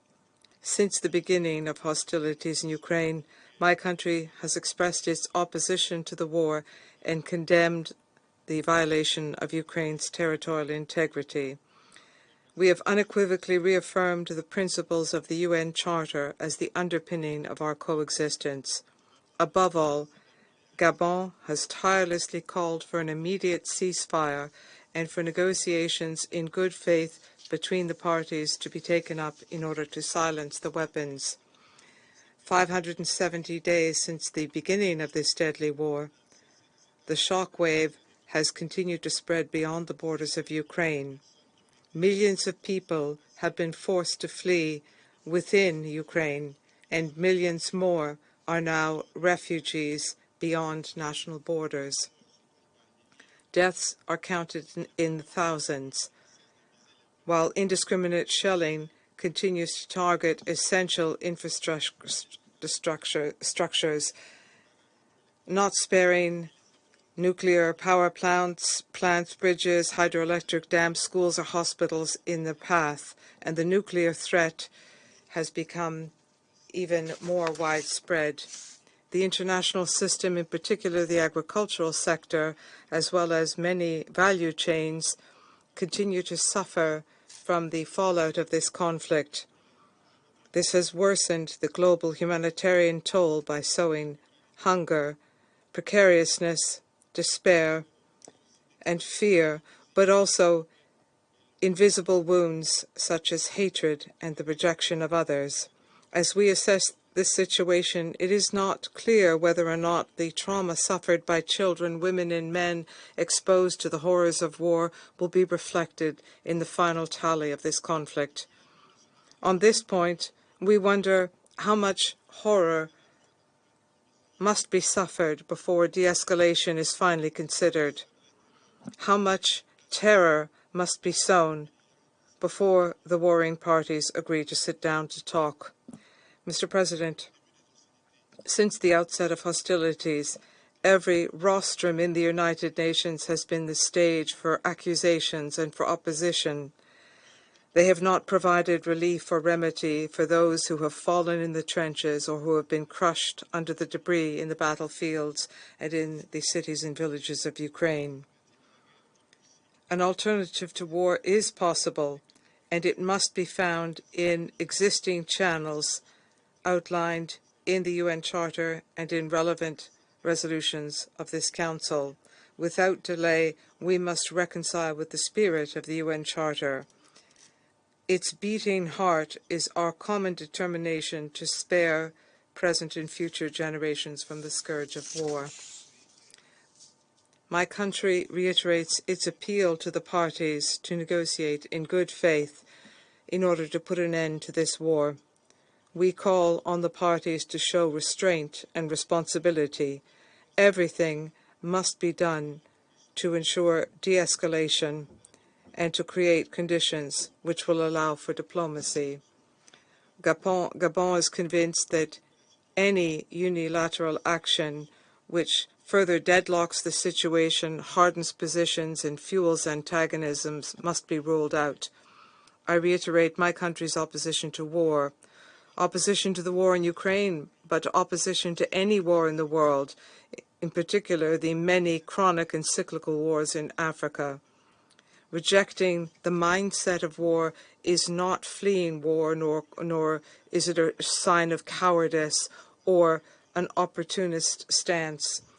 We must draw from the indelible lessons of the history of unjust wars, which have been hammered home, that the fact that those who cause, provoke, or maintain these wars are rarely the winners. Beyond the criminal responsibility which can be established, the tribunal of history will be uncompromising, and that is why we reject this mindset of war.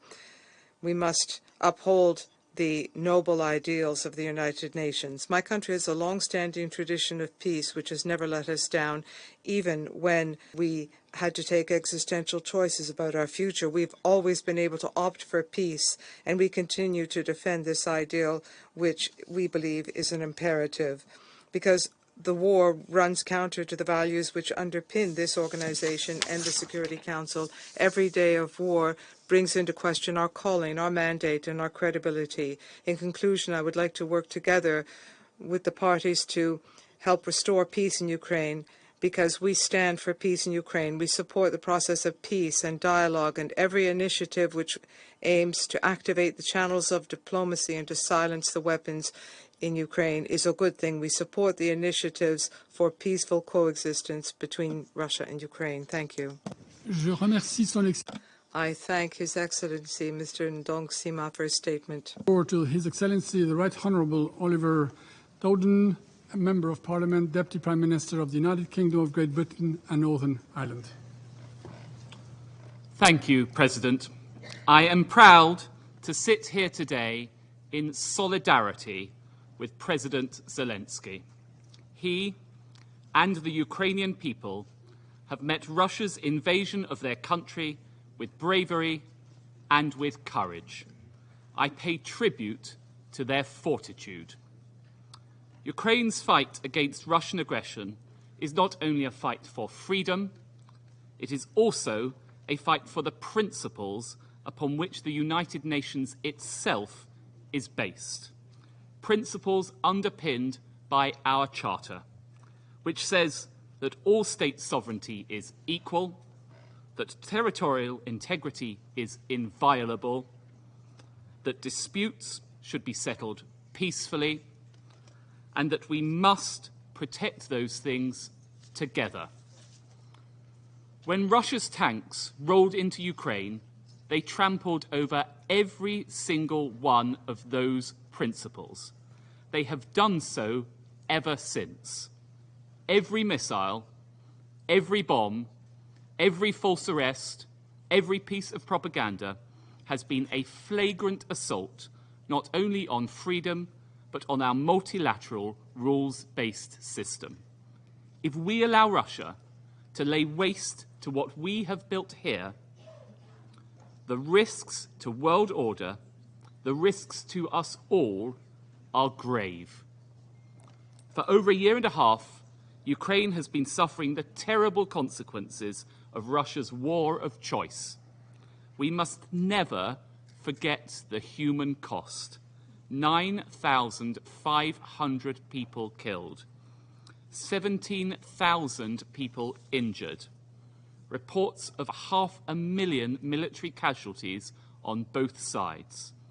Russia has callously targeted schools, hospitals, even playgrounds. Ukrainians have been tortured and they have been raped. Men, women, and thousands of children have been forcibly deported from their homes. And the devastation flows beyond Ukraine's borders. Thanks to their destruction of thousands of tons of grain, the hungry and malnourished people of the developing world are Russia's victims too. That is why the United Kingdom will contribute a further £3 million to the World Food Programme to continue President Zelensky's Grain from Ukraine initiative. Of course, the only way to end this widespread suffering is through a just and lasting peace. Ukraine has demonstrated their commitment to peace time and time again, including in Copenhagen and in Jeddah this summer. But they have also shown on the battlefield this summer that they are capable of restoring the sovereignty and territorial integrity that must be the foundations of any peace. Ukraine's counteroffensive has put Russia under pressure. In total, Ukraine has regained 50% of the territory seized since the war began. And in Kharkiv and Kherson, the yellow and blue flag flies high once again. That flag flies throughout the rest of the world, reflecting the solidarity we feel to Ukraine. Yet, we may wonder, what difference does this support make when Russia seems so impervious to United Nations demands? When it seeks to fuel its aims with arms from sanctioned states such as Iran and the DPRK, and when it conducts sham elections in Ukraine's own sovereign territory. The truth is this: Russia knows the power of collective action because it tries so hard to weaken and divide the international community.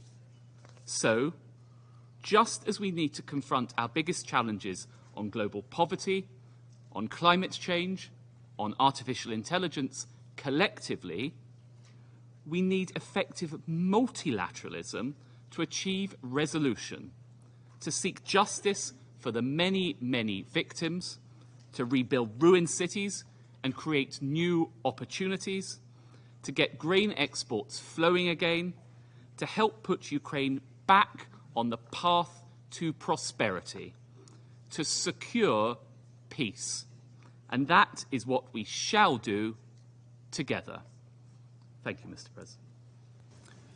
I thank His Excellency the Right Honourable Dowden for his statement. I now give the floor to His Excellency Mr. Antony Blinken, Secretary of State of the United States of America. Thank you very much. Mr. Prime Minister, thank you for focusing the Security Council on this critically important issue. And Mr. Secretary General, thank you for the moral clarity that you've shown in dealing with Russia's war against Ukraine. We're grateful to have been able to welcome President Zelensky to this council table, and we thank him. We thank him for reminding us yesterday, today, and every day what's at stake in this conflict, not just for Ukraine, not just for Ukrainians, but for all of us. Fellow council members, 2 weeks ago, I was in Yehidny, a small Ukrainian town about 2 hours north of Kyiv. Russian forces seized the village in the first days of the invasion. They went door to door, rounding up residents at gunpoint, marching them to the local elementary school, where Russian soldiers had set up a command post.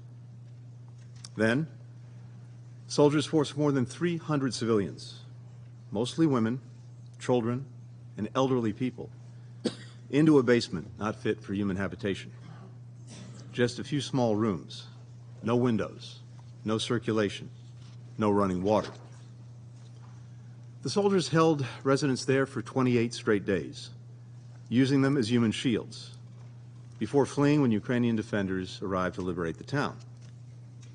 In Yehidny, 2 residents took me into the basement where they and others had been imprisoned. My guides said that they were packed together so tightly that they could barely breathe. There was no room to sit, let alone lie down. When they cried out to their captors that people were sick and needed medical care, a Russian soldier yelled back, "Let them die." My guide pointed to 2 handwritten lists of names on the basement wall. One was for the villagers that Russian forces had executed. The other for the people who died in the basement. The oldest victim was 93 years old. The youngest, 6 weeks old. The Russians only allowed the removal of bodies once a day. So children, parents, husbands, and wives were forced to spend hours next to the corpses of their loved ones. I begin here because from the comfortable distance of this chamber, it's really easy to lose sight of what it's like for Ukrainian victims of Russian aggression. This is what happened in just one building, in one community in Ukraine. There are so many others like it. In the last week alone, Russia has bombed apartment buildings in Kryvyi Rih. It's burned down humanitarian aid depots in Lviv. It's demolished grain silos in Odessa. It shelled 8 communities in Sumy in a single day. This is what Ukrainian families are living through every day. It's what they've experienced for 574 days of this full-scale invasion. It's what they'll endure tomorrow and the day after that, for as long as Russia wages his vicious war. A war that President Putin openly declared from the outset is aimed at erasing Ukraine from the map as a sovereign country and restoring Russia's lost empire. In this war, there is an aggressor and there is a victim. One side is attacking the core principles of the UN Charter. The other fights to defend them. For over a year and a half, Russia has shredded the major tenets of the United Nations Charter, the Universal Declaration of Human Rights, international humanitarian law, and flouted one Security Council resolution after another. Let's review. First, Russia's invasion itself violates the central pillar of the UN Charter, respect for the sovereignty and territorial integrity of all nations. Second, Russia is committing war crimes and crimes against humanity in Ukraine on an almost daily basis. Third, Russia continues to engage in reckless nuclear saber-rattling, announcing that it's stationing nuclear weapons in Belarus and continuing to use Europe's biggest nuclear power plant and its employees as a shield for its aggression, risking catastrophic consequences. Fourth, Russia is weaponizing hunger. Thanks to the Black Sea Grain Initiative, brokered by the Secretary General and Turkey, approximately 33 million metric tons of grain reached global markets, driving down food prices around the world. Nearly 2/3 of the wheat exported through that deal went to developing countries. Not only did Putin pull out of the deal, but Russia is now mining Ukraine's fields, bombing its ports and rails, burning its silos. As a result, Ukraine's wheat exports will likely fall by 2.8 million metric tons this year. That is the equivalent of 5.5 billion loaves of bread trapped in the world's breadbasket. Russia, meanwhile, on track for a record year of grain exports. The hungrier the world is, the more Moscow profits. Fifth, Russia is using Iranian drones to attack Ukrainian civilians. Drones that Russia procured from Iran in violation of Security Council Resolution 2231. Finally, just last week, Russia hosted North Korean dictator Kim Jong-un. Putin said that they discussed ways to cooperate militarily, while Kim pledged the DPRK's, and I quote, full and unconditional support, end quote, for Russia's war of aggression. Of course, the transfer of arms between Moscow and Pyongyang would violate multiple resolutions of this Council. It's hard to imagine a country demonstrating more contempt for the United Nations and all that it stands for. This from a country with a permanent seat on this Council. President Putin is betting that if he keeps doubling down on the violence, that if he's willing to inflict enough suffering on enough people, the world will cave on its principles and Ukraine will stop defending itself. But Ukrainians are not giving up, for they've seen what life would look like if they submit to Russian control. It's that basement in Yehidny. It's families having their children torn away from them and deported to Russia. Children taken away from their parents and deported far away. It's the rubble of Mariupol. It's the mass graves of Bucha. We are not giving up either. Indeed, since we were last here, a growing number of countries have come together to try to forge a different way forward. In June, over a dozen countries met with Ukraine in Copenhagen to discuss the path toward a just and lasting peace, one that upholds the United Nations Charter and its core principles. 2 months later, more than 40 countries, including many members of this Council, carried forward that discussion with Ukraine and Jeddah. President Zelensky has put forward a 10-point plan for such a peace. President Putin has put forward nothing. Now, some argue that continuing to stand with Ukraine and holding Russia accountable distracts us from addressing other priorities, like confronting the climate crisis, expanding economic opportunity, strengthening health systems. That is a false choice. We can and we must do both. We are doing both. We must work together to tackle the global challenges that are affecting our people, meet the Sustainable Development Goals, invest in a world where all people have an opportunity to reach their full potential. The United States is the world's leading contributor to these efforts. And as President Biden told the General Assembly yesterday, we will continue to do more than our share to answer the imperatives of our time. At the same time, as President Biden has made clear, we must continue to shore up the pillars of peaceful relations among nations, without which we will be unable to achieve any of our goals. That's why we must send a clear message, not only to Russia, but to all would-be aggressors, that we will stand up, not stand by, when the rules that we all agreed to are being challenged. Not only to prevent conflict, instability, and suffering, but to lay the foundation for all that we can do to improve people's lives in times of peace. I opened by sharing the horrors that I saw in Yehidny. Let me close by telling you what else I saw that day in Ukraine. I saw volunteers rebuilding homes that had been razed by Russian bombs, farmers harvesting fields, people reopening businesses, citizens clearing mines and unexploded ordnance, children returning to schools. In short, I saw a nation rebuilding and reclaiming its future. That is the right of all members of our United Nations. That's what we defend when we stand up for the international order. The right of people not only to survive, but to thrive, to write their own future. Our people, Ukraine's people, the people of all nations, get to write their own future. We cannot, we will not let one man write that future for us. Thank you. I thank His Excellency Mr. Blinken for his statement, and now I give the floor to His Excellency Mr. Sergei Lavrov, Minister for Foreign Affairs of the Russian Federation. Mr. President, Mr. Secretary General, colleagues, the existing international order was based on the ruins and following the colossal tragedy of the Second World War.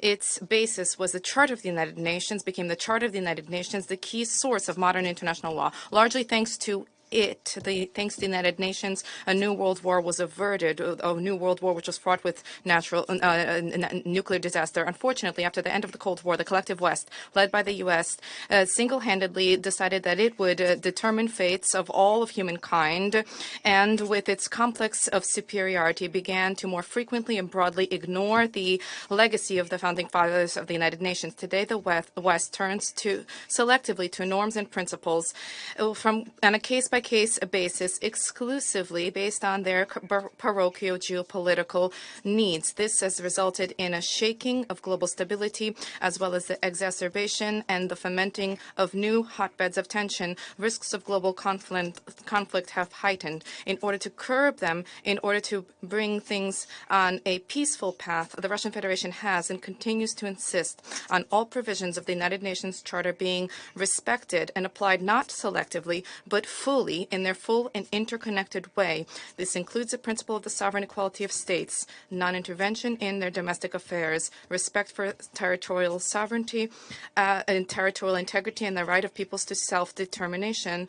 And the actions of the U.S. and their allies attest to the systematic violation of the balance of needs which have been enshrined in the Charter. Since the collapse of the USSR and the establishment of independent states in its place, the U.S. and its satellites have egregiously and openly openly interfered in the domestic affairs of Ukraine, as was publicly and even with pride recognized by the Deputy Secretary of State Victoria Nuland in 2013. The $5 billion was spent on cultivating Ukrainian politicians in Kyiv by the West. All of the facts are being swept under the rug. There are attempts to cancel all of what happened since prior to 2014. And for this reason, the theme of today's meeting proposed by the Albanian presidency is most apt, which allows us to restore the chronological succession of events, specifically in the context of relations of the main acting parties in the implementation of the principles and the purposes of the UN Charter. In 2004 to 2005, the West, with the aim of bringing to power pro-American candidate, sanctioned the first coup in Kyiv, forcing the Constitutional Court of Ukraine to adopt an unlawful decision on the conduct of something which was stated in the Constitution, namely a third round of elections. And even more unceremonial intervention in domestic affairs was cleared during the second Maidan in 2013 to 24.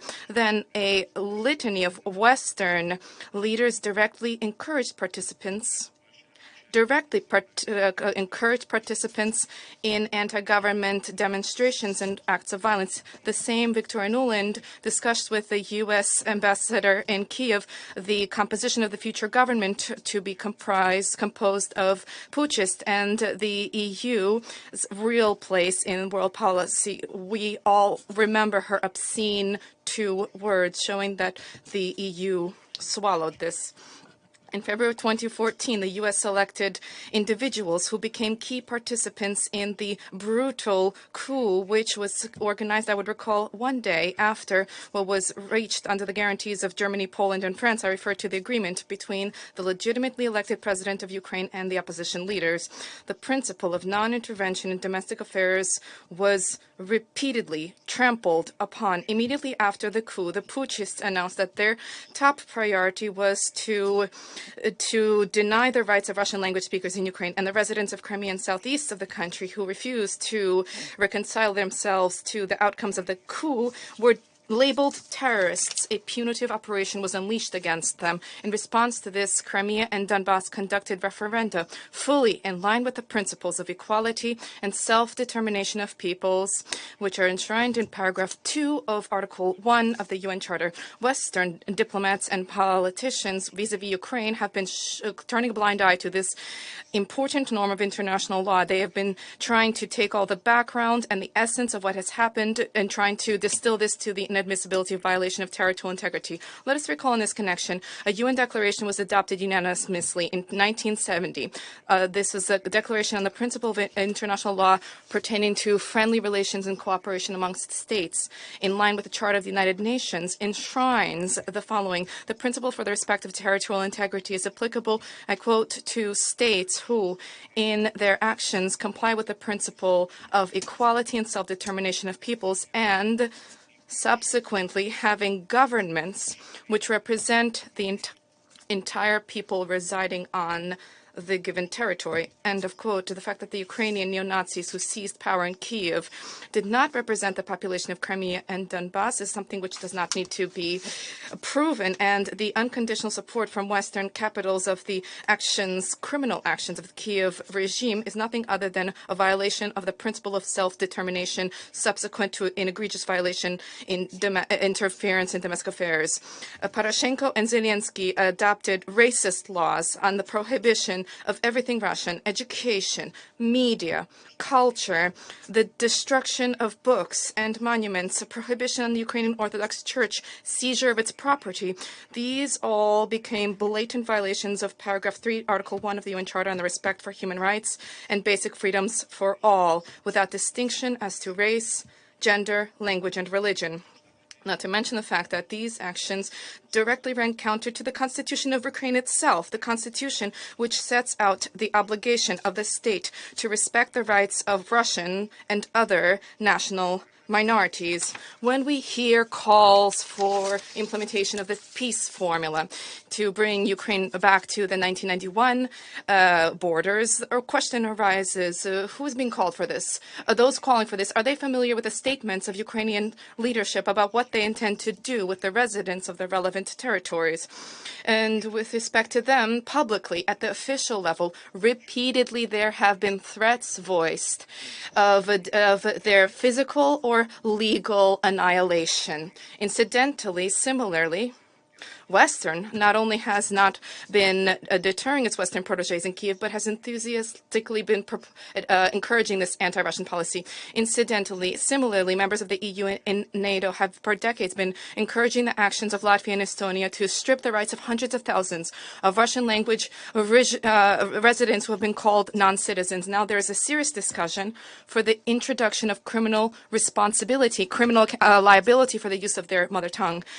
Senior officials officially state that the spread of information about the possibility of remote school programs, that this possibility needs to be considered as something almost a threat to national security, which requires the attention of law enforcement bodies. Turning back to Ukraine, in February 2015, the Minsk agreements were reached, and this included they were approved by a Special Security Council resolution fully in line with Article 36 of the Charter, which supports, I quote, any procedure for the resolution of disputes that was adopted by the parties. In this specific case, Kiev, Donetsk, and Lugansk.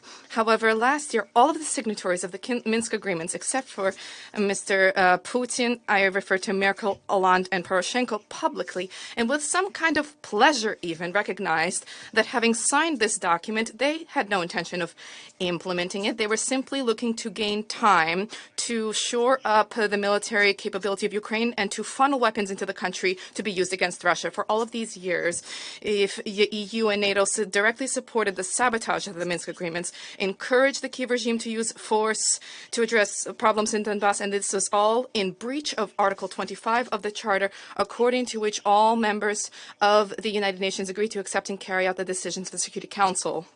Let us recall that the package with the Minsk agreements, the heads of Russia, Germany, France, and Ukraine signed a declaration where Berlin and Paris assumed an obligation to do a lot, including to help to restore the banking system in Donbass. But they didn't move a finger. They merely observed how, contrary to all of those obligations, Poroshenko announced a trade, economic, and transport blockade against Donbass. In that same declaration, Berlin and Paris assumed an obligation to comply with a trilateral agreement in the EU, Russia, Ukraine format to practically resolve issues of concern to Russia in the area of trade, as well as to advance the establishment of a shared humanitarian economic space from Atlantic to the Pacific, I quote. This declaration was also endorsed by the Security Council and was also subject to implementation in line with Article 25. But this obligation also of the leaders of Germany and France was an empty promise and yet another violation of Charter principles.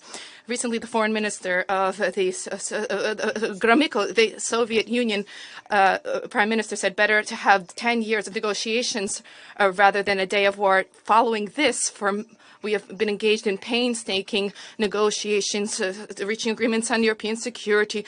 We approved the founding Russia-NATO Act.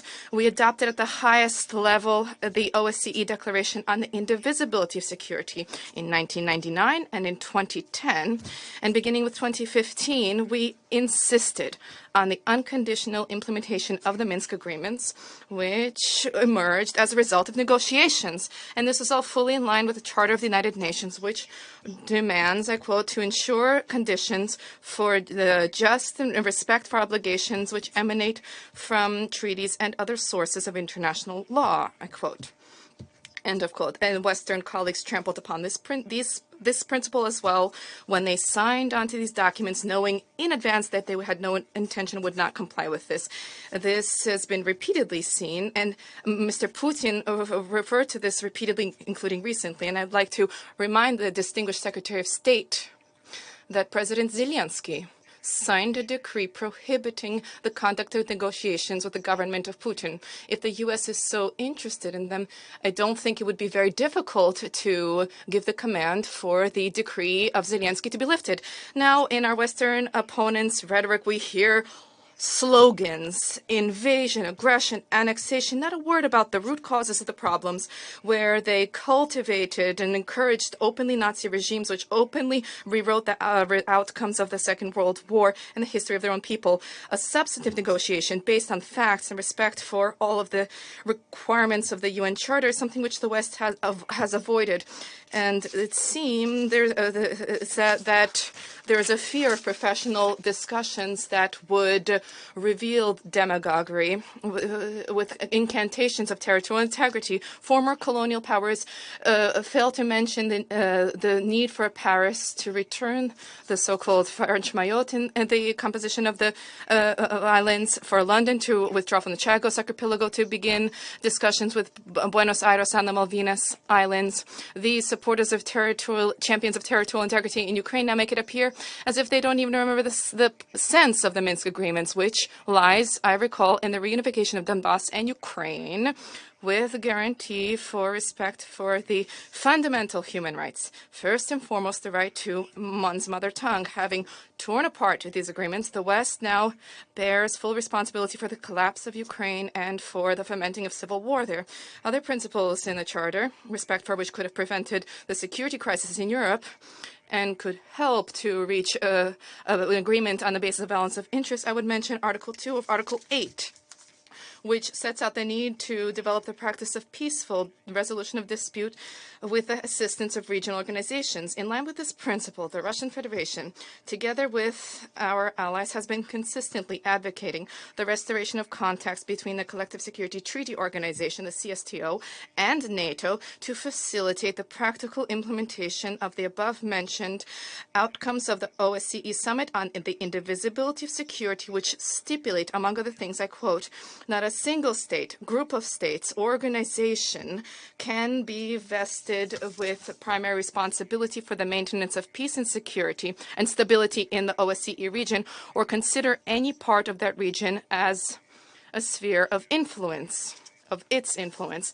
It's clear to all that this is specifically what NATO was doing in its attempt to create a full superiority and in Europe and now in the Asia-Pacific. However, the repeated appeals of bodies of the CSTO to NATO were disregarded. The reason for such an arrogant position of the U.S. and their allies, as we see once again today, lies in an unwillingness to engage in any equitable dialogue with any party. If NATO had not rejected the proposal of the CSTO to cooperate, then perhaps we could have avoided numerous negative processes which resulted in the current European crisis, because Russia had been not listened to or deceived for decades. Today, at the proposal of the presidency, we are discussing effective multilateralism. Let us not forget the numerous facts of the genetic avoidance of the West of any forms of equitable cooperation. Consider Joseph Borrell's Pearl, that Europe is a flourishing garden surrounded by jungles. This is purely neo-colonialism with disregard for sovereign equality of states and the need to, and disregard for strengthening the principles of the UN through effective multilateralism. Trying to prevent democratization in international relations, the U.S. and its allies are openly and unceremoniously trying to privatize the Secretariat of the UN, in circumvention of the Secretariat, trying to advance unconsensual mandates with claims to have the right to accuse those who, for one reason or another, are inconvenient to Washington. In this connection, let us recall the need for stringent compliance with the Charter, not just by member states, but also by the Secretariat of our organization. According to Article 100, the Secretariat has an obligation to act impartially and should not receive any instructions from any government. We have already talked about Article 2, and I wish to draw attention to a key point, paragraph 1, an organization based on the principles of sovereign equality of states. Building upon this principle, the General Assembly in the above-mentioned 1970 declaration reaffirmed, I quote, that inalienable right of each state to select for itself the political, economic, social, and cultural system without intervention from any side. End of quote.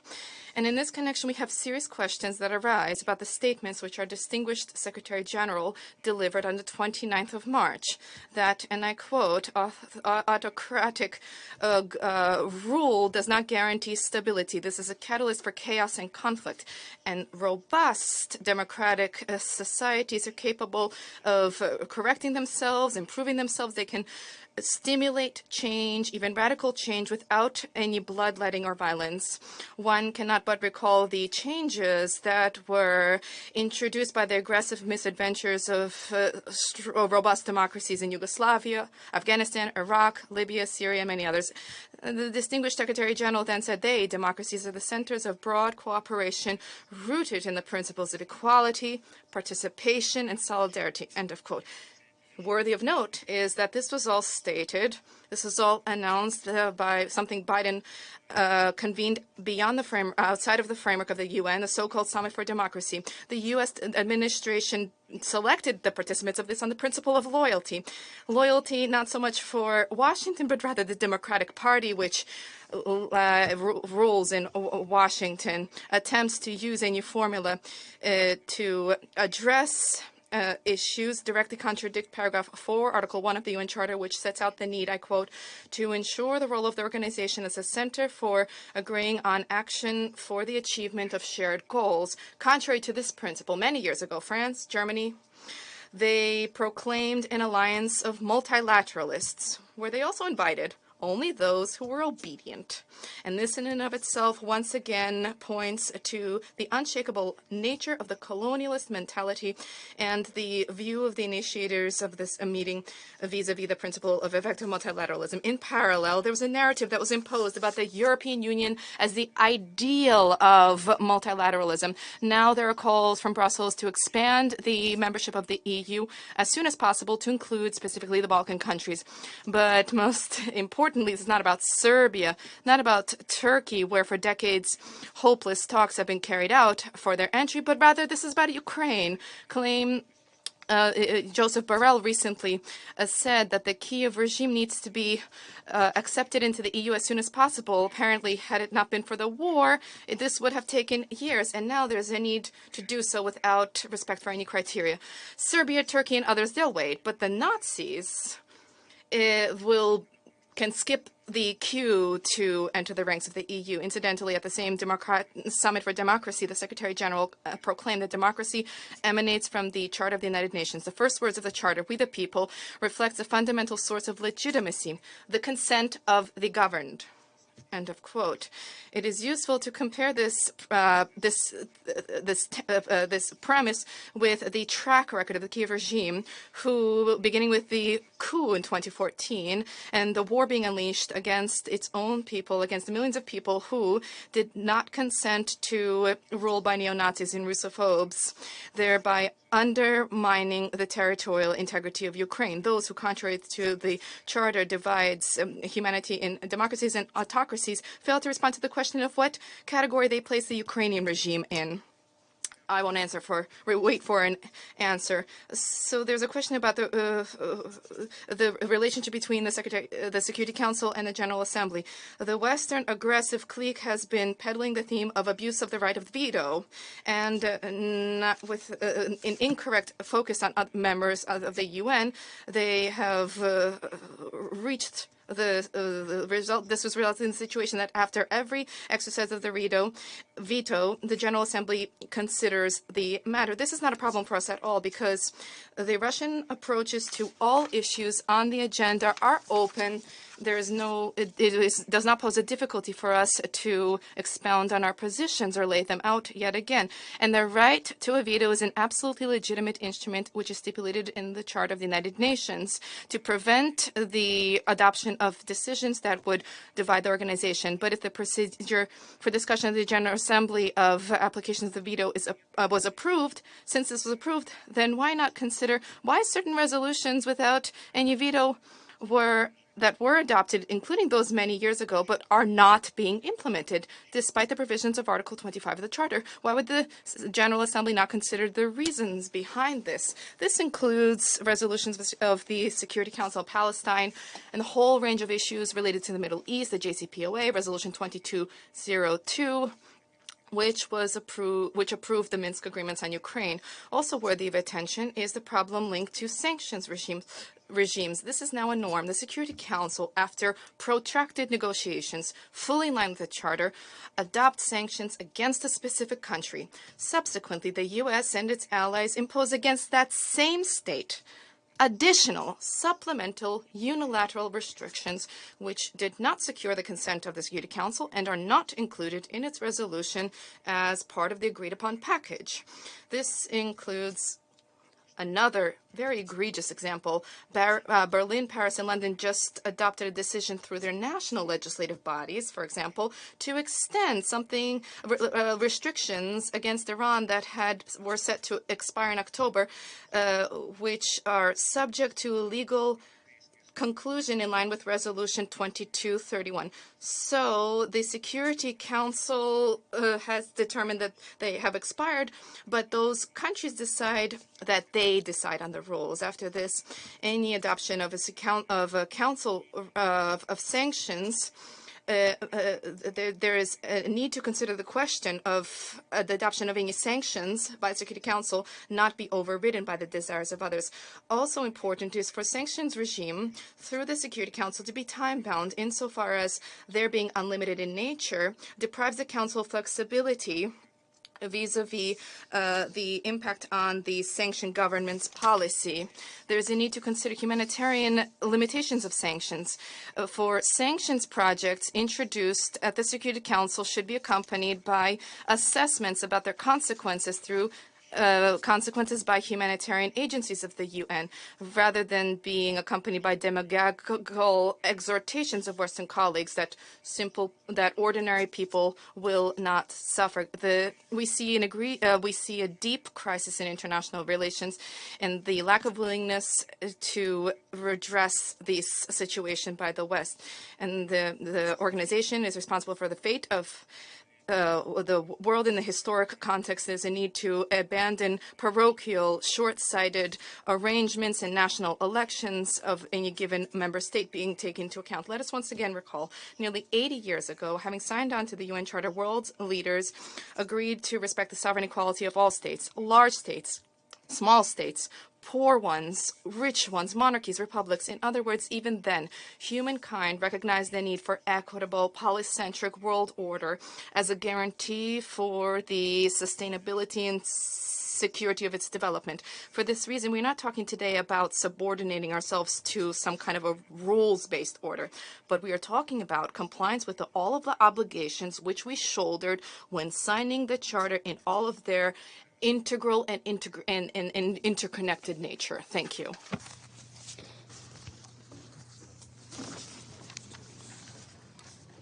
I thank His Excellency, Mr.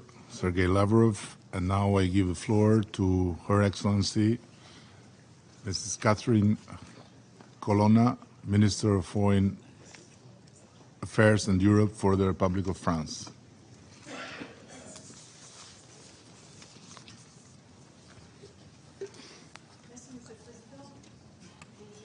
Microphone, please.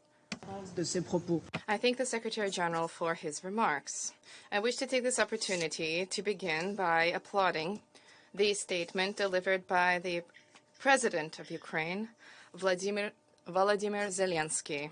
For the past 18 months, he has been embodied Ukrainian action. He has been the countenance and the voice of millions of Ukrainian people who have been fighting for their freedom with admirable courage.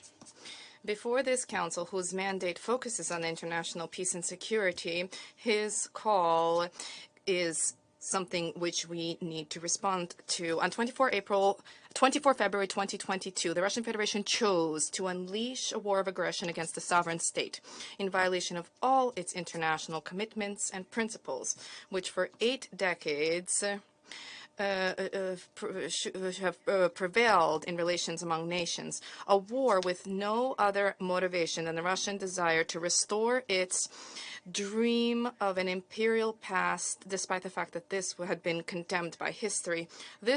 Ukraine is evidently the main victim of this war. Ukraine and its people every day endure atrocities, war crimes, shelling, torture. Ukrainian children, thousands of Ukrainian children have been forcefully abducted from their families and transferred to the Russian Federation. This is an abomination. Ukrainian women, men, children have endured mass rape, which has been used as a war crime, another crime. Yes, this war is a war against Ukraine, against the Ukrainian people, but this is also a war against the rules of international life. For this is a war against the most basic principles of our shared charter. First and foremost, the respect for the sovereignty and territorial integrity of states. This is a war against the very idea of the United Nations. This is a war against the pillars of our collective security at a time when Russia has been harnessing the security of nuclear facilities as a leverage for the advancement of its aggression. This is a war against shared heritage of humankind, against cultural heritage, which Russia has been targeting in Odessa and elsewhere, targeting global food security with the sudden and cynical termination of the Black Sea Grain Initiative. And more than 270,000 tons of grains have been systematically destroyed by Russian bombardment during the month of August alone. For a member of this council to use hunger as a weapon is yet another transgression, following on a litany of others. And we need to consider the moral implications of this. This is a war which concerns all of us. For this reason, we will not waver. In the face of this aggression and the destabilization that it has generated throughout the world, only a handful of states, which states one should consider, support the catastrophic choice of Russia. The General Assembly, like the Security Council, are largely united around shared principles. How is it possible to position back-to-back the aggressor and the aggressed? This approach delivers neither peace nor justice nor stability. If we allow the Russian aggression to be rewarded today, let us not deceive ourselves. We will once again have to bring together the Security Council in this hall, for there will be other aggressions that will proliferate here and elsewhere, and nobody will be safe any longer. Mr. President, almost all countries present here at this table have, in their more or less recent history, endured the trauma of war. They experienced this firsthand, the destruction, the human tragedy which it carries in its wake, and they know that it is never a solution. Tomorrow, as is the case with every 21st of September, we commemorate the World Day of Peace. And we have a responsibility and a moral duty to act to end this aggression by Russia. The General Assembly, and the AU, expressly call for. On 21 September, as has been the case every day since the outbreak of this war, France has been mobilized and will continue to mobilize to thwart this aggression for our common good. France will continue to act on the basis of shared principles. The principle of legitimate defense recognized by our charter. We will continue to pursue military and civil support and civilian support to provide Ukraine with what is necessary for it to resist the aggression. The principle of justice and dignity. We will continue to support Ukrainian and international jurisdictions to ensure that there is no impunity for crimes perpetrated by Russia. The principle of solidarity. We will continue to pursue and to step up our tangible support for the countries most hard hit by the global food crisis provoked by Russia. And we will step up our humanitarian assistance to benefit people in need throughout the world. Mr. President, the primacy of law over force, international solidarity, and support for the most vulnerable are principles which lie at the heart of President Zelensky's peace formula. This is why each day more and more of us support it. I call upon all states who have not yet done so to work to that end. Thank you. I thank Her Excellency Madame Colonna for her statement. And I now give the floor to His Excellency Mr. Mauro Vieira, Minister for Foreign Affairs of the Federative Republic of Brazil. I thank the Presidency of the Security Council for organizing this meeting. Mr. President, the conflict in Ukraine has added numerous stresses to the multilateral system, which was already subject to multiple complex challenges and increasing dissent. The current context of polarization and distrust does not create favorable conditions for the multilateral instances of international peace and security to operate effectively. The world is facing the highest number of violent conflicts since World War II, and 2 billion people, a quarter of humanity, are living in areas affected by conflicts. Yet, our collective institutions are not adequately responding to these challenges. As the concept note of this debate rightly points out, the inability of the Security Council to adequately fulfill its mandate is undermining its credibility and leading to renewed calls for its long overdue reform. In these troubled times, daunting violations of core values of the principles of the United Nations, Brazil has been encouraging member states to revive the spirit of San Francisco in the search for peace for present and future generations, which is the fundamental mission of this organization. Brazil fully respects and upholds the right of self-defense of all member states under Article 51 of UN Charter. At the same time, we must recognize that the recent escalation in the conflict, with the introduction of even more sophisticated weapons and ammunition, or the inadmissible threat of use of nuclear weapons, seriously undermines peace and security well beyond the battlefield, violating the core principles and provisions of the UN Charter. This dynamic has grave consequences, above all for the civilian population, in particular women and children, who are disproportionately affected by wars. The destruction of civilian infrastructure worsens the humanitarian crisis, especially as winter approaches. Moreover, the persistent threat to the integrity of nuclear facilities risks a catastrophe of unimaginable proportions. Mr. President, as we have consistently noted, the war in Ukraine also affects other regions, especially as developing countries bear the burden of food and energy insecurity. We welcome the Secretary General's effort to explore alternatives to alleviate the suffering of millions of people who once again face hunger or the threat of hunger. Brazil strongly supports a resumption of the Black Sea Grain Initiative under terms that would be acceptable to all concerned parties.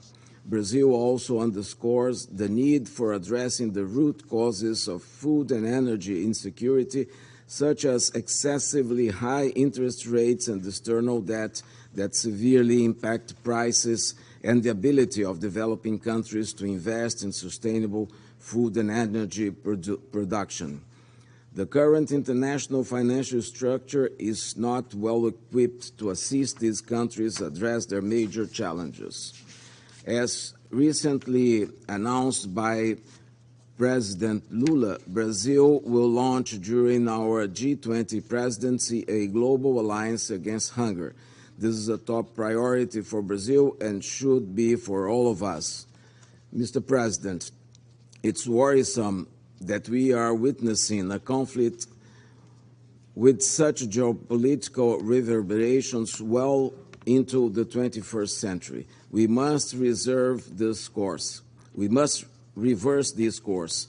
Brazil, along with many others, continue to call for the de-escalation of hostilities, the resumption of dialogue, and a peaceful solution to the conflict. This is an obligation of all member states under Article 33 of the UN Charter. There is no military solution to this conflict, only a political solution that takes into account the purpose and principles of the UN Charter and the legitimate security concerns of all parties will bring lasting peace. The international community will have to assist the parties to come to a negotiated and lasting solution. Brazil is prepared to do its part.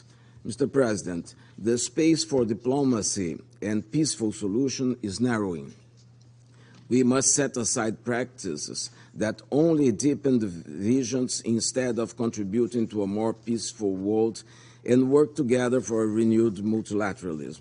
Brazil firmly advocates for mediation and preventive diplomacy as indispensable tools to prevent the escalation of crisis. With this view, Brazil has been engaged in several fora to deal with the Ukrainian crisis. We have sent high representatives to Copenhagen and Jeddah. We have also spoken bilaterally to the concerned parties. We strongly encourage that in these conversations, both parties should be heard and their views carefully taken into consideration. Talking to only one part or the other will not help advancing the cause of durable peace. A comprehensive approach, as suggested, will be the only way forward to enable peaceful negotiations. With that in mind, we will organize next month, during our presidency of the Security Council, a high-level open debate on the contributions of regional, sub-regional, and bilateral arrangements to the prevention and peaceful resolution of disputes. I count on your participation in October. Thank you, Mr. President. I thank His Excellency Mr. Vieira for his statement, and now I give the floor to Her Excellency Mrs. Mariam Al-Mahiri, Minister of Climate Change and Environment, Chief of the International Affairs Office at the Presidential Court of the United Arab Emirates. Thank you, Mr. President. I extend my gratitude to Secretary General Guterres for his valuable briefing and wish to acknowledge the heads of state and government and other high-level representatives present today. I also welcome the participation of President Zelensky. I commend Albania for convening this critical open debate. The UAE has long advocated for a peaceful resolution to the war in Ukraine that upholds the UN Charter. The war has wrought a devastating toll on human life, including the displacement of almost 2 out of every 3 children in Ukraine. The country now bears the grim record for the highest concentration of landmines in the world, rendering nearly 1/3 of the country no longer safe due to unexploded ordnance. This conflict has further ravaged food and transport infrastructure. We stress once again the need for all parties to comply with their obligations under international humanitarian law and specifically the protection of those objects indispensable to the survival of the civilian population. We are deeply concerned by the ramifications of the destruction of infrastructure on survivor services, health care, and other critical forms of support, especially on women and children, who already bear the brunt of armed conflict. The UAE has pledged $100 million to help address the humanitarian crisis. We have sent 11 airlifts of relief and medical supplies for children and the elderly, provided more than 2,500 generators, and sent 23 ambulances just this week. The UAE has also provided $4 million in funding for First Lady Olena Zelenska's Foundation's programming for orphans. Beyond Ukraine, the war's global ripple effects are evident. especially in the pronounced impact on food security, including in our own region. Let me restate that the UAE remains steadfast in supporting the renewal of the Black Sea Grain Initiative and the full implementation of the MOU on Russian fertilizers and food products, as well as any discussions that support these goals. Mr. President, while crucial, these measures only alleviate rather than end suffering. World leaders, especially this week in the General Assembly, have made clear the global desire for a just and sustainable peace in Ukraine, one that upholds the UN Charter. A diverse set of countries is increasingly coming together around the common cause of peace in Ukraine. We welcome the role played by countries such as the Kingdom of Saudi Arabia and China, as well as the African Peace Initiative, in supporting all possible routes to a peaceful settlement. In these calls, there is growing recognition of the urgency of the task, not just for Ukraine, but for all of us. The war amplified the erosion of faith in multilateralism. Achieving peace can begin its restoration. Of course, peace will only come out of diplomatic talks between Russia and Ukraine, and it will only be just and sustainable if it upholds the UN Charter. The UN Security Council and its members have a vital role to play in this process. We can encourage and incentivize de-escalation, extend the urgency to uphold the UN Charter to every file before us, and expand the circle of peacemakers to reflect today's global realities. We would welcome an increasingly representative council and believe the discussions on Security Council reform should move forward with serious intention. Though the path to peace in Ukraine may be arduous, it doesn't license inaction. There is only one sustainable path to a just and lasting peace in Ukraine, in line with the UN Charter and preserving its sovereignty, independence, and territorial integrity, and the UAE stands ready to support that objective. Thank you, Mr. President. I thank Her Excellency, Ms. Almairi, for her statement, and I give the floor to His Excellency, Mr. Ma Jiaosu, Executive Vice Minister of Foreign Affairs of the People's Republic of China.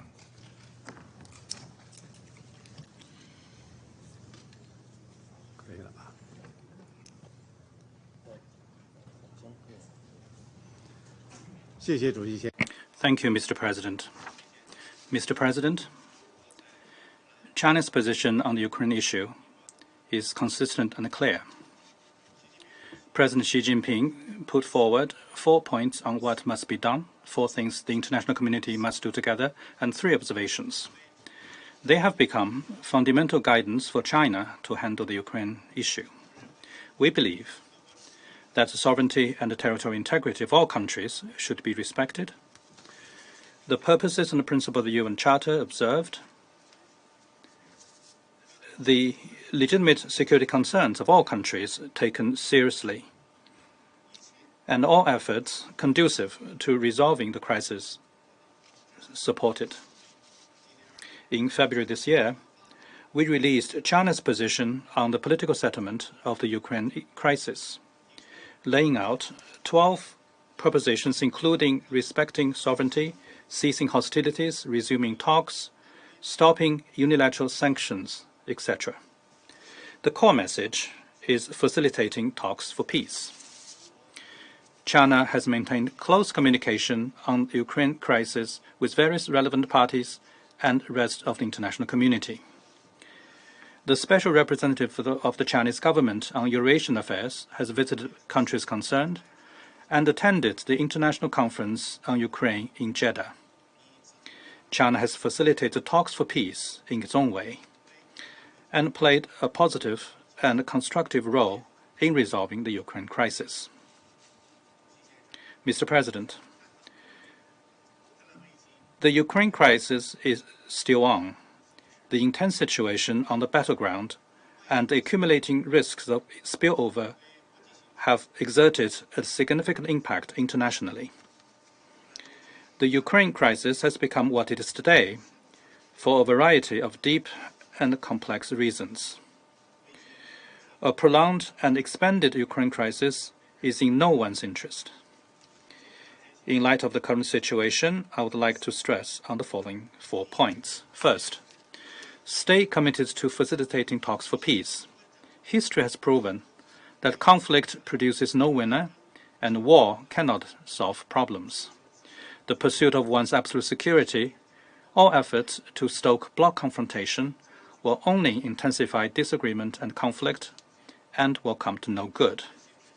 However complicated the situation or challenging the task, it is important to stick to the general direction of political settlement, help parties concerned to build consensus, initiate talks for peace, and cease hostilities at an early date.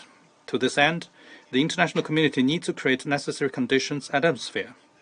Relevant parties need to take a long view, uphold the vision of common, comprehensive, cooperative, and sustainable security, respect each other's legitimate security concerns, and promote the building of a balanced, effective, and sustainable security architecture in Europe. Second, avoid pouring oil over the fire. All parties should exercise restraint and not increase or escalate tension.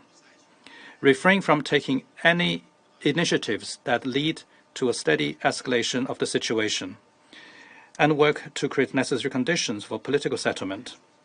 We should safeguard the bottom line of nuclear security and prevent man-made nuclear accident. Third, manage the spillover risks.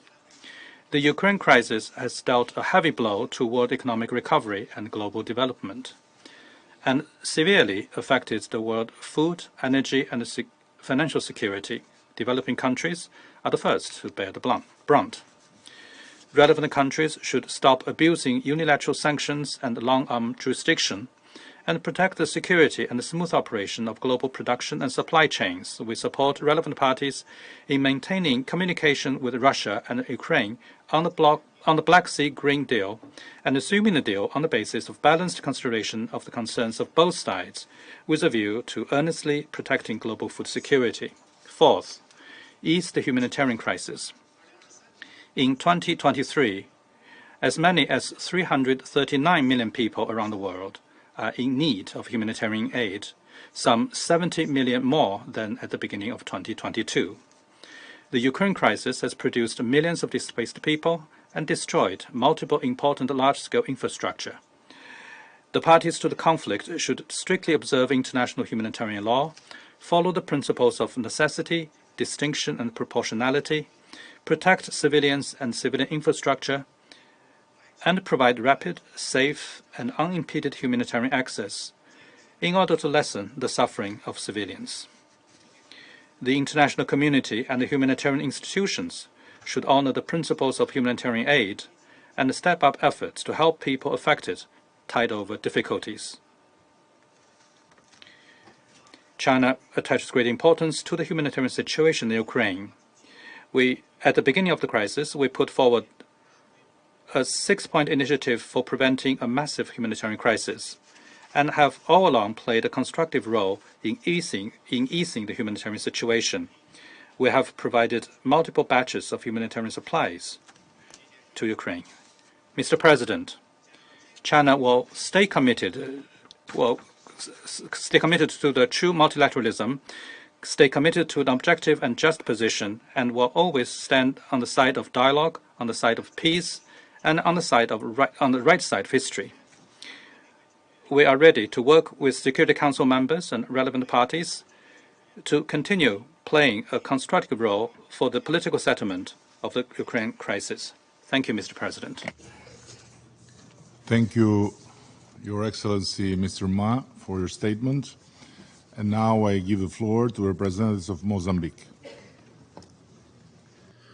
Thank you very much, Mr. President. I wish to thank the Albanian presidency for convening this briefing. We also wish to express our deep gratitude to the Secretary General for his invaluable insights. Mr. President, it is not redundant that we remind ourselves of the importance of multilateralism, fostering cooperation, partnership, interaction between states based on a shared system of norms and values. Multilateralism also involves consultation, dialogue, inclusion, respect, solidarity, and is guided by collectively developed rules that ensure sustainable and effective cooperation. More significantly, the importance of multilateralism lies in its ability to enable us, sovereign states, to solve complex challenges collectively that they could be not overcome individually. By nurturing peace before, during, and after conflicts, multilateralism contributes to sustainable and lasting peace. It is in this regard that the Security Council must play its crucial role in maintaining international peace and security by facilitating political process, protecting civilians, preventing wars, promoting human rights, and restoring the rule of law. Mr. President, this protracted conflict between Russia and Ukraine constitutes a grave risk to the maintenance of global peace and security.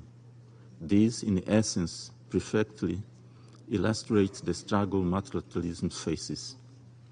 Despite numerous international appeals, including from this very Council, we are now entering the 574th day of hostilities with mounting civilian casualties and no clear end in sight.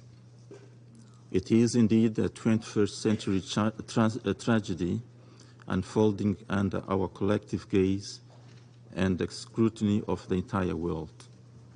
This conflict unfolds both on the battlefield and amidst a perplexed and divided public opinion, pushing our contemporary multilateral system to its breaking point. Our multilateral system, as we all can attest, has, despite its imperfections, weathered numerous crises. These ongoing crises pose a serious threat to this foundational principle of global stability. Not only has the conflict caused immense suffering for Ukraine and its people, but it has also compounded global food security issues, pushing more individuals into poverty and destabilizing regions far from the conflict's epicenter. Moreover, this conflict impedes our joint efforts to reach vital multilateral milestones like the Sustainable Development Goals, which are a focal topic of this year's General Assembly, and jeopardizes our collective efforts toward non-proliferation. Mr. President, of particular concern to Mozambique is the intensification of military rhetoric and the possibility of further escalation. It is evident that the involved parties continue to prioritize military strategies over dialogue and compromise, increasing the risk of severe miscalculations. We maintain that there can be no purely military resolution to this crisis. Should one be pursued, it will weigh heavily on the Council's conscience for a generation to come. We remain unyielding in our advocacy for a political and negotiated end to this conflict. We once again urge all parties to silence the guns, engage in earnest in diplomatic efforts aimed at the swift resumption of direct negotiations. A lasting peace, consistent with the Charter, remains the sole viable solution. I thank you, Mr. President. I thank the distinguished representative of Mozambique, and now I give the floor to His Excellency, the Chancellor of Germany, Mr. Scholz. Mr. President, colleagues, excellencies, it has been almost 19 months since Russia started a brutal war of aggression against its sovereign neighbor, Ukraine. Tens of thousands of soldiers and Ukrainian civilians have been killed. Countless Ukrainian children have been abducted. Russian troops have murdered, raped, and tortured.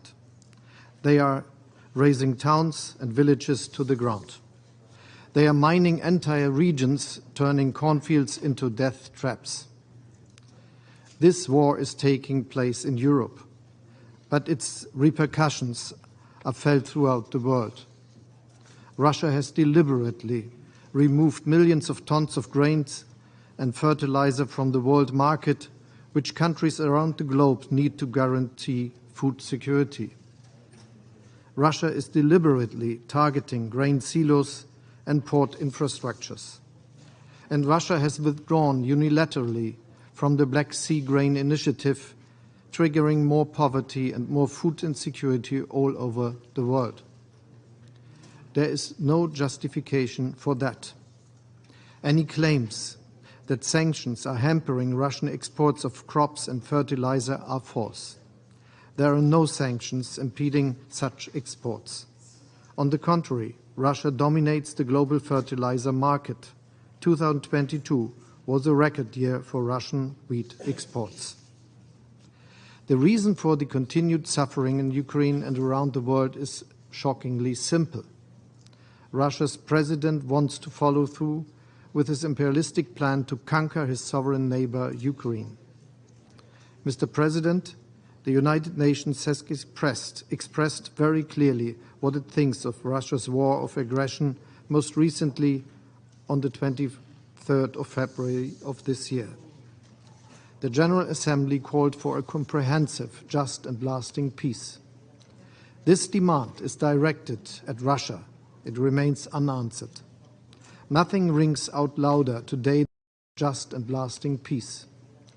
This demand is directed at Russia. It remains unanswered. Nothing rings out louder today than Russia's silence in response to this global call for peace. Some argue that this war could have been prevented by diplomatic means. In fact, France and Germany have held hundreds of meetings with Moscow and Kiev since the beginning of Russia's attack on eastern Ukraine in 2014. Our aim was to find a diplomatic solution that is in line with international law. All these endeavors failed because one party, Russia, chose war over diplomacy. But there has been no lack of diplomatic efforts. Some call for immediate ceasefire. I acknowledge their good intentions. We all want an end to the killing today rather than tomorrow. And yet we must beware of seemingly easy solutions that promise peace in name only. Peace without freedom is oppression, and peace without justice is a dictate. In the resolutions of the General Assembly, we have laid out the path towards peace. Peace means respecting the UN Charter. Peace means respecting the territorial integrity and political independence of Ukraine. That is the promise of UN Charter gives to every United Nations member state. No one longs for peace more than the Ukrainians. The peace plan that the Ukrainian president has laid out is proof of that. The recent meetings in Copenhagen and Jeddah were important. This work should be continued. It should be continued in the pursuit of one goal, finding peace that respects the principles of the UN Charter. Mr. President, the more decisively we rally behind these principles, the more determined we are in pushing for a just peace, and the more united we are in our rejections of Russian aggression, the sooner this war will end. The sooner this human suffering will end in Ukraine and around the world. This goal is worth our utmost efforts. Thank you. I thank the Chancellor of the Federal Republic of Germany, His Excellency Mr. Olaf Scholz. There are still a considerable number of speakers remaining on my list for this meeting, so I intend, with concurrence of members of the Council, to suspend the meeting until 15:30 or 3:30 p.m. for our American friends. So the meeting is suspending.